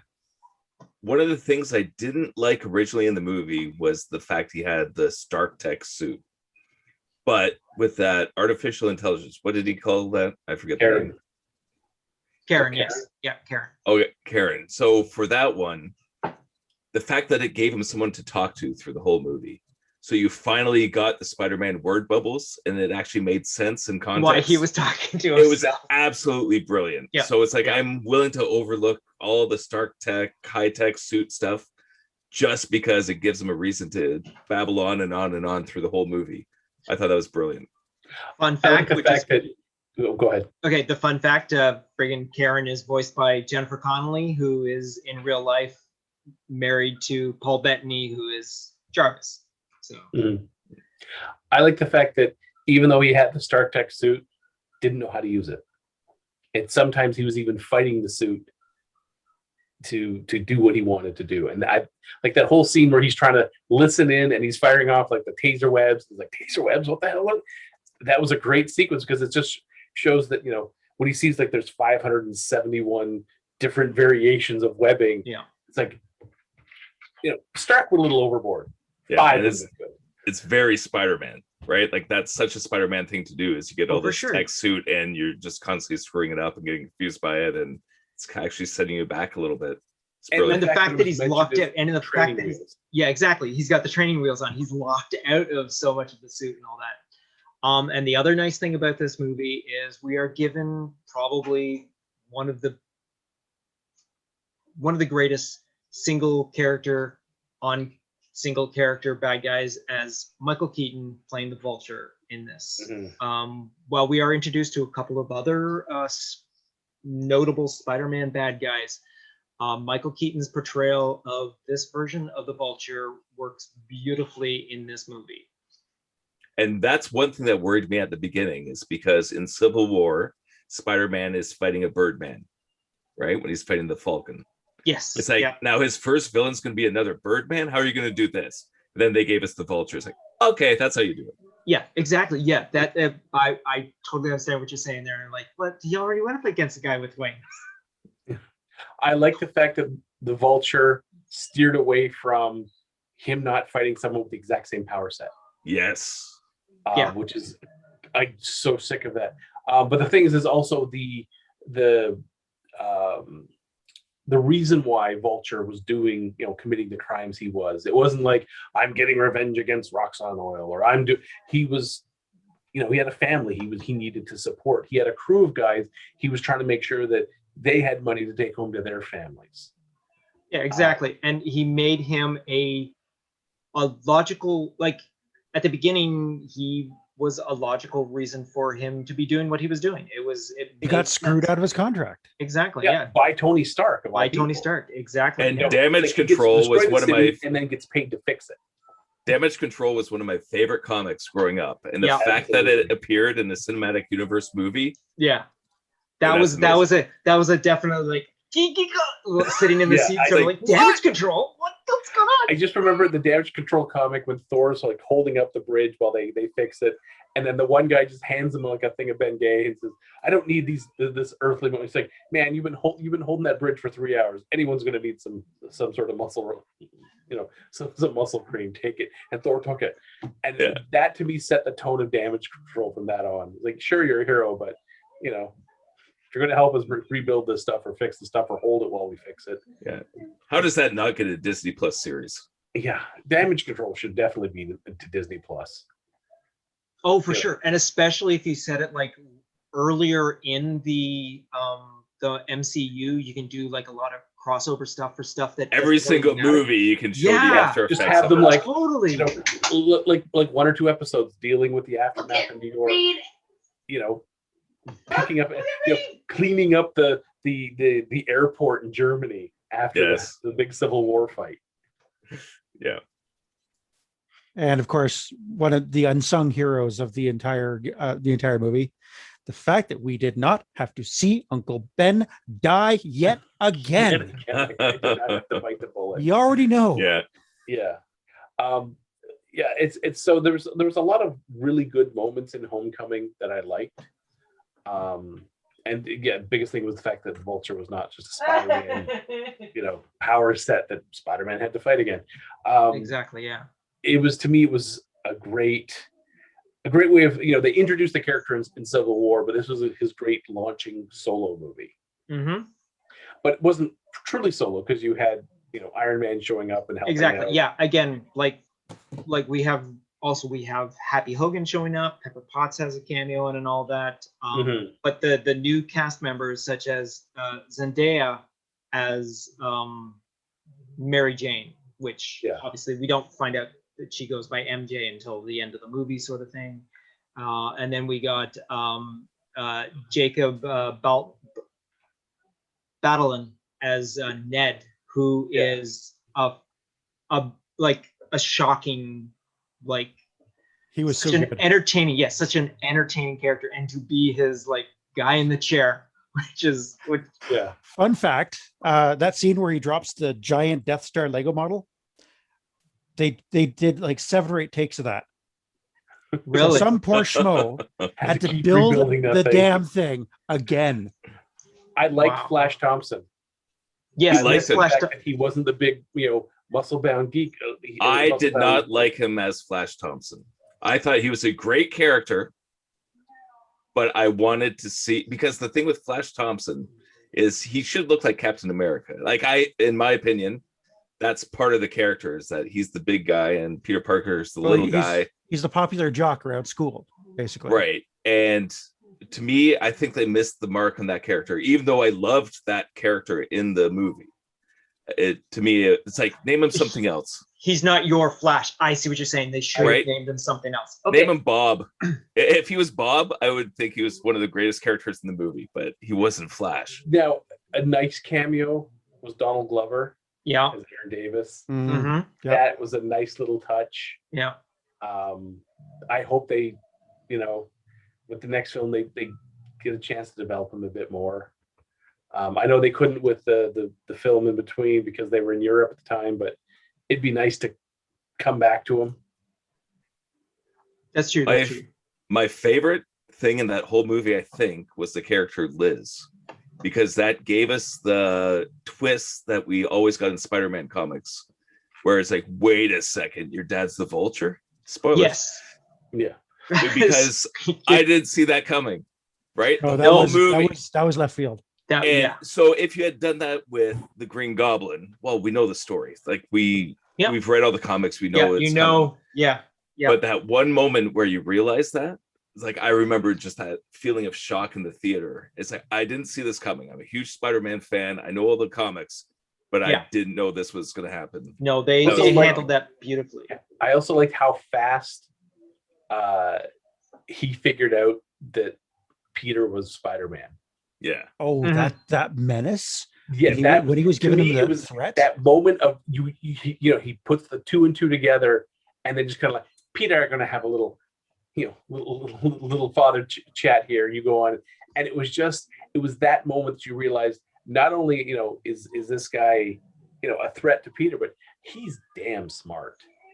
Yeah. You know, he's putting the stuff together a lot faster than Joe Schmo would be. So this guy becomes even that much more formidable. Yeah, his Tombs was fantastic. It was he has a bit of a moral code. He didn't give up Peter Parker's name. Not that matters at this point, but still. It's true. When you get to the end of the story and you see all that, it's like, oh, they're setting things up. And that gets over the trope of so many of the other superhero movies where they just kill the villain right away. Yeah. It's like, no, we're keeping these guys around. But that is classic Spider-Man, though. Exactly. Not to defeat and get rid of which is another Spider-Man great thing. In the comics, has one of the largest rogues gallery because he doesn't kill anybody. Yeah, I mean, he goes out of his way to save the villains when they're in peril, and that's why his rogue gallery is so extensive. Well, again, even Spider-Man does it in this movie. He has to stop to save friggin' Tombs from. Yeah, it's just. I remember watching that in the theater. It's like, oh, here we go again. They're going to kill the Vulture, and they didn't. Yeah, it's amazing. That left me pleasantly surprised. The Obadiah Stane arc that happened in the comics didn't he basically like shoot his own head off with a repulsor? Yeah, he put the repulsor like next to his head. Killed himself. Yeah, but he didn't kill himself after the first fight. No. that I mean, he had multiple battles against Iron Man, and when he finally realized the futility of it, that's when he took his own life. But it wasn't just like, whoop, fell off the roof. Yeah, exactly. Yeah, it's just interesting that Marvel has kind of adopted that, kill off the bad guy with at the end of each movie kind of thing. And with Spider-Man, they finally kind of went, wait a second, we need to bring some of these guys back. Which I'm kind of shocked that they didn't figure that out sooner. I'm still sore at Age of Ultron for killing off Baron Strucker so fast. There's so much more they could have done with him. Oh, right, Strucker. Yes. Yeah. That is kind of knowing what Strucker could have been is kind of sad that they Zola. I mean, I wanted to see the mechanical suit with his face in the chest. I wanted to see all of that in Falcon and Winter Soldier. That's all stuff that I wanted to see that I didn't. Yeah, true. Yeah. Yeah, I knew it. But anyway, one of the bank robbers is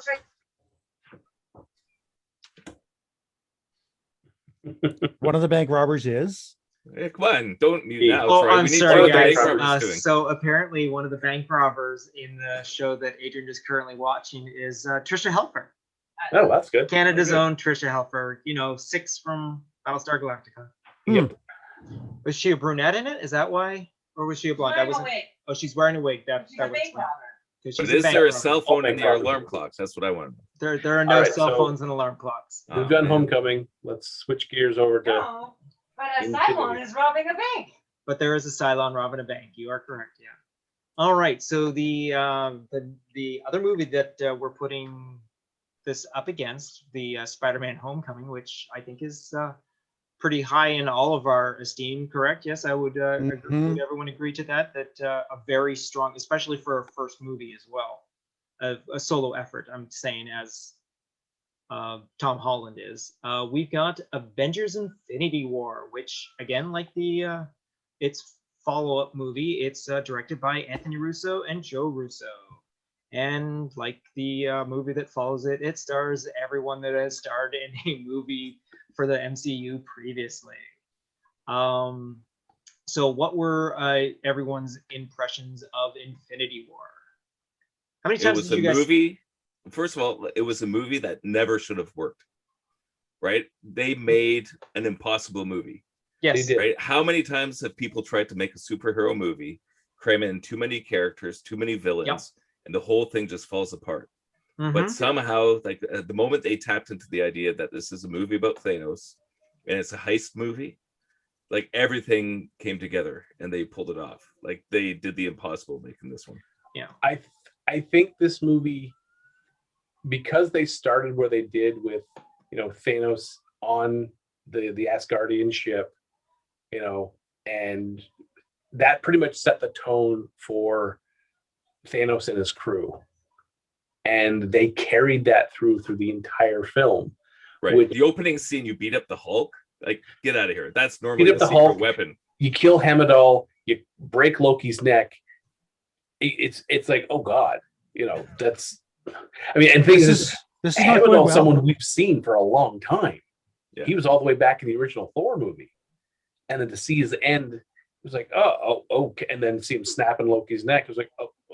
And speaking of snaps, like, what a way to end.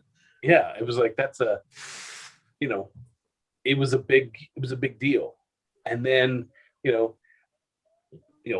Hulk / Bruce Banner landing in New York and that brings us together with Doctor Strange, and that brings us together with Iron Man.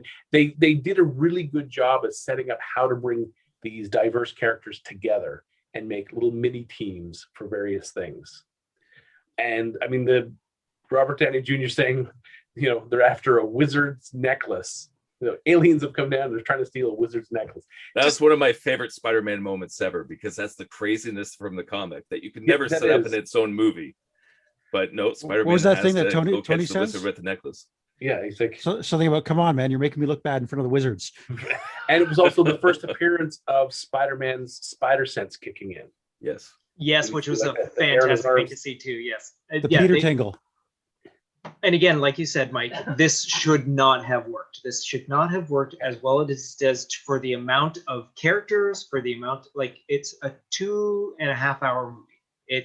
You get so much story, so much character development for so many characters that it is a phenomenally done movie. I think this is, this proves that a movie like this can work, but you need the right people at the helm, and the Russo brothers proved that they can do it. They can, put characters together and give each character enough time on screen to have at least a little bit of character development before we step away. So when we come back, we want to go back and see what's coming up next. Like, every time they change location to something else, I was like, all right, take me here, show me what's going here, but take me back. And I go there, I'm like, no, give me back over there, because I want to see what's now happening. It made you want to, every time they changed venue, you were very happy about it. Yeah. You didn't want to leave where you were, but you were happy to see what's going on over here because you knew you were coming back. And yeah, it was a movie I was never bored in. Oh no, not in the least. No. The other thing too, like, having the right people at the helm was important, but also having the right cast without anyone being like a full on, like prima donna. Like, everyone had, they had their share of the spotlight. Everyone had, they knew what they were doing. It felt cohesive. It felt like everyone knew their place. Yeah, and that's a hard thing to do in writing when you have that many characters, but you can give every single person a moment. That's really good. That's one thing, like with the Star Trek series, where they always did good with giving each character a moment, right? Any storyline, everybody does their thing. One problem I had with Infinity War, probably the only problem I had, was Groot being the handle of Stormbreaker. That's the one thing I didn't buy. I was like, I think the handle would break, dude. So it wouldn't handle. Maybe something in the Star Metal reinforced it. I don't know. When he chopped off his arm, whatever's part of the magic of the head hammer and the axe transferred down to the thing. Now, I did like the way they introduced some of the old characters we were used to. Like, the introduction of Captain America was great. That was amazing. Yeah. I mean, she throws the thing and it's like, oh, we see a silhouette, and then he catches it, and now we can see it. And it's just like, oh, okay, lady, you're about to get your ass kicked. And the fact that it was essentially the Secret Avengers without being this, like, they don't have to spell it out, but it pulls from the comic books, that idea. Yeah. And that's the other thing too. It also, because of the writers, because the writers of Christopher Marcus and Stephen McFeely, who go by the duo of Marcus and McFeely, they've worked with the Russos with I think the Winter Soldier they worked on, and Civil War, and they've done some other stuff with. And they also wrote the first Captain America. So it was the first Captain America that they worked on. Okay, I don't remember if they went that far back, but yeah. So they've been with this universe writing, and they've also worked with the Russos. So that's another reason why it's such a an all-encompassing storyline that works out well, because you've got this strong writing team with this directing team, and again, you're also borrowing from, you're standing on top of like this great pile of product that has been put out before you, and it's just been a great culmination of the 10 years, which is a phenomenal thing. Yeah, this is a movie that I don't think they would have been able to make 10 years previous. Like if they tried to do this shortly after doing Iron Man, this movie would have been a huge, huge flop. This was a movie that took all the other movies before it to set up to make it possible. Because otherwise they would have had to been explaining backstory after backstory after backstory after backstory, which would have ballooned the duration of the movie past 6 hours, and no one would have sat through it. Okay, I don't think that, I understand what you were saying there, but I don't think this movie they would have been able to pull off, not like after like not like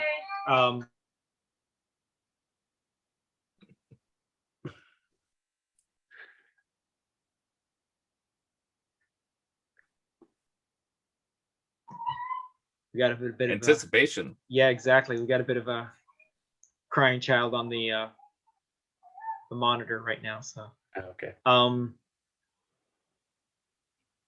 So if this movie does need the 10 years to build up to it, that's for sure. But I don't think 10 years ago this movie could have been done. Just technology wise alone. Yeah, I don't think the technology was available to do the litany of effects that they did in the duration they had. It's better not to discuss that.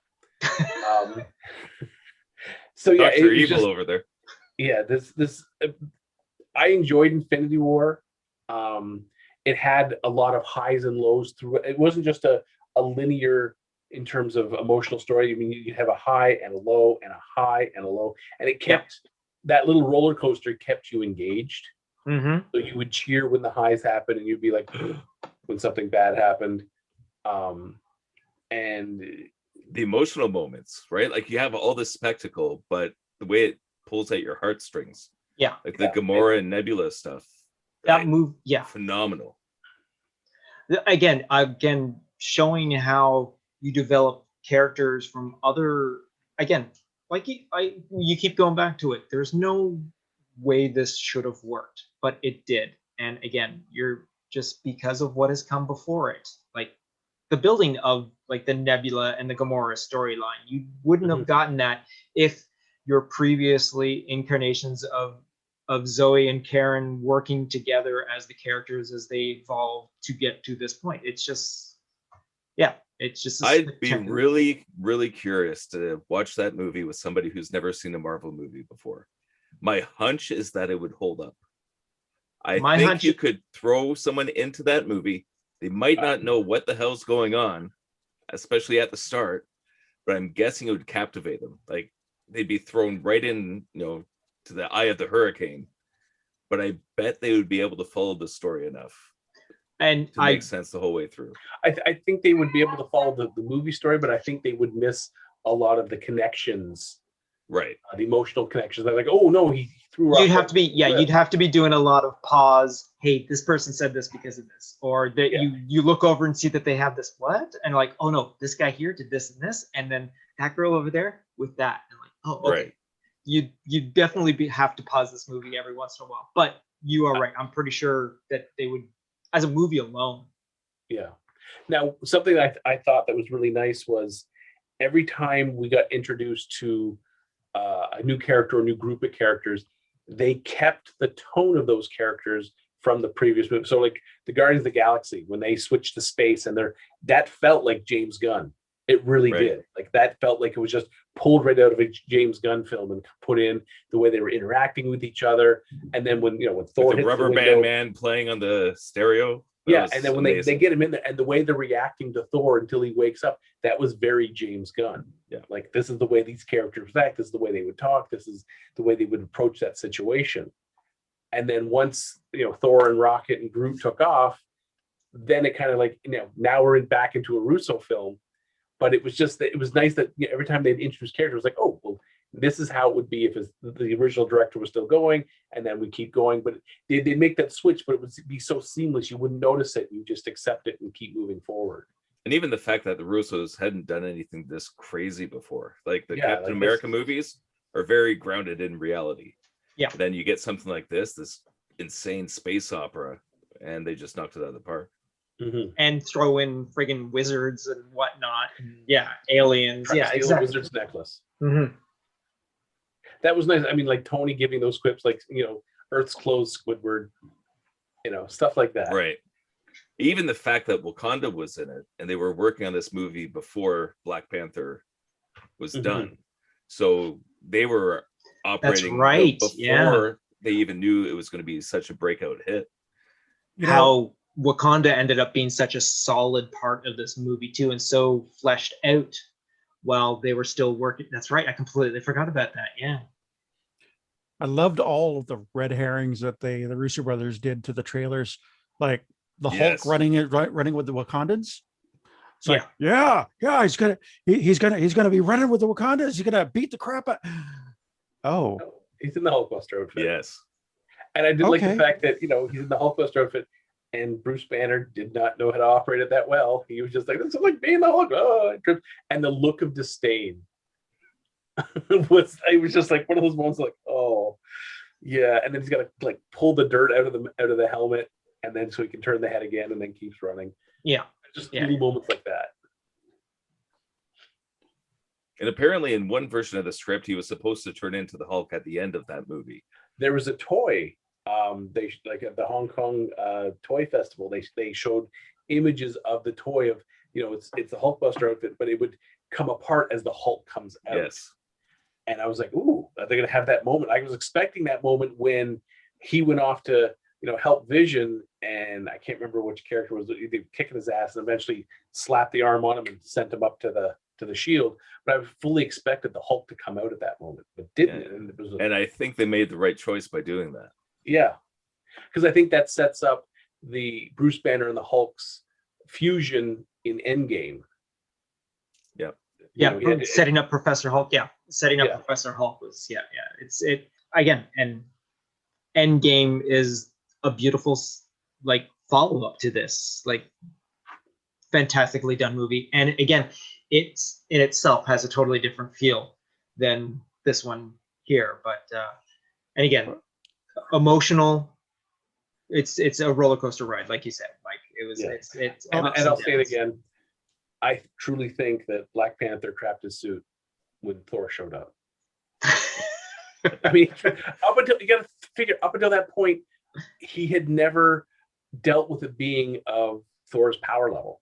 Thank God for Wakanda Depends. Yeah, I mean, because the thing is, think of all the other heroes he never got to see the Hulk.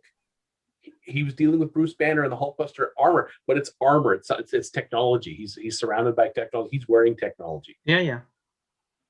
Thor shows up. Okay, yeah, he can teleport. That's fine.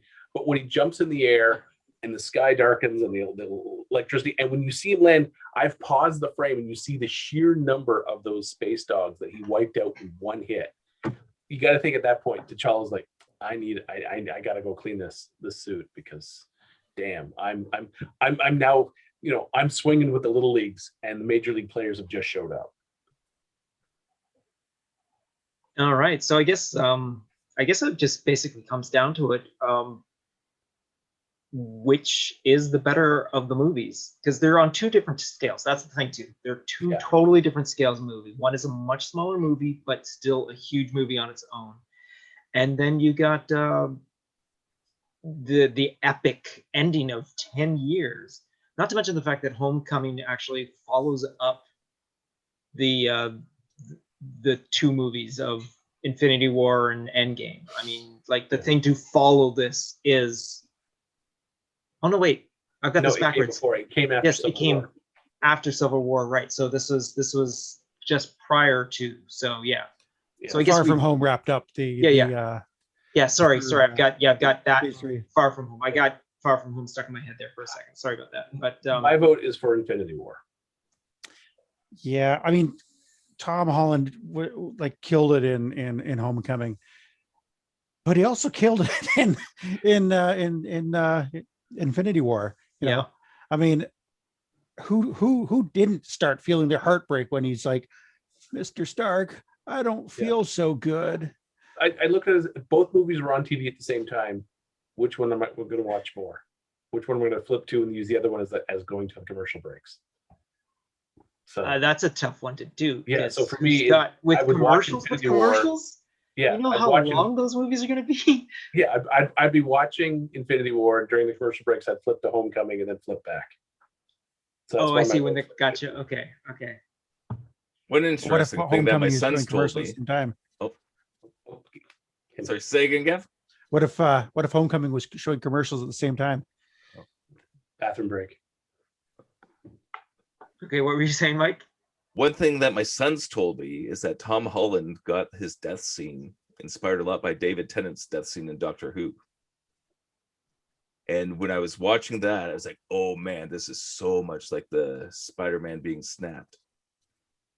So I thought that was very interesting because I did hear that whole scene was like an improv on set. But that would be interesting, you know, call back to the rest of these podcasts that we were talking about with Doctor Who, but it would be neat if that's true, how Tom Holland did pull from the David Tennant performance for that. And again, I do not doubt that. Again, Tom Holland not being an American actor, hailing from England, and the David Tennant would have been in his youth when he had experienced it. I would not doubt that it would have been an influence on him and something to pull from, and it ended up being one of the most powerful moments in this entire movie. Exactly. And again, from what I understand, is the line delivery, what was going to happen obviously was scripted, but the line delivery is what was Tom Holland himself as the unscripted part, his line of his saying his goodbye, and Robert Downey Jr.'s reaction to trying to hold on to the fading dust and all that. Again, emotional is like you cannot get a more emotional film than you got in Infinity War. There's no doubt about it. That being said, Spider-Man Homecoming is a fantastic movie, and we can't not forget that. It is if it was not going up against, I think if it was going up against almost any other movie, there's no doubt Homecoming would continue on. But I got to go with you guys as well. It's got to be Infinity War that moves on to the next round. Yeah, that gets my vote as well. Yeah. All right, so we got round 2 down, and so next week we are going to have the third seed, which is actually on the list at number 8, and that's 2012's The Avengers, which pulled in $1,518,815,515, and that is going up against the number 14 seed, which on the list is at the 63rd position, and that is 2007's Spider-Man 3, which actually pulled in $894,983,373. We might So, be able to skip no that opinion- next week. no. I'm going to stop everyone right now. No opinions right now. We're going to leave that till next week. We're not going to discuss anything about Avengers or Spider-Man 3 because I know what everyone wants to say. Just saying, it's going to be a lively debate. I highly doubt it's going to be much of a debate. It might be lively though. It'll definitely be lively for sure. It will be lively. All right, so that is going to be it. So we're going to wrap it up. We're going to say our goodbyes, and we're going to call it quits. So individuals or all together? I'm calling it quits. You're calling it quits? Our goodbyes. I'm calling it so long. And I'll catch you guys on the flip side. You have just been listening to Geeking Off the Page with your hosts, Mike Kitchen, Gavin Burbage, Trevor Brown, and Troy Bowman. Please be sure to like, subscribe, and share. Also, if you could leave us a rating and comment, that would assist in allowing others to find this podcast more easily. You can follow the podcast on the following social platforms: Instagram and Twitter, search for @PlanetGeekPod, all one word. On Facebook, search for Planet Geek Productions. Or you can send us an email to planetgeekpod@gmail.com. Buy the guys a coffee by going to Ko-Fi, ko-fi.com/PlanetGeekPod. And know that any and all donations will go towards improving all current and future Planet Geek Productions programs. Thank you for listening.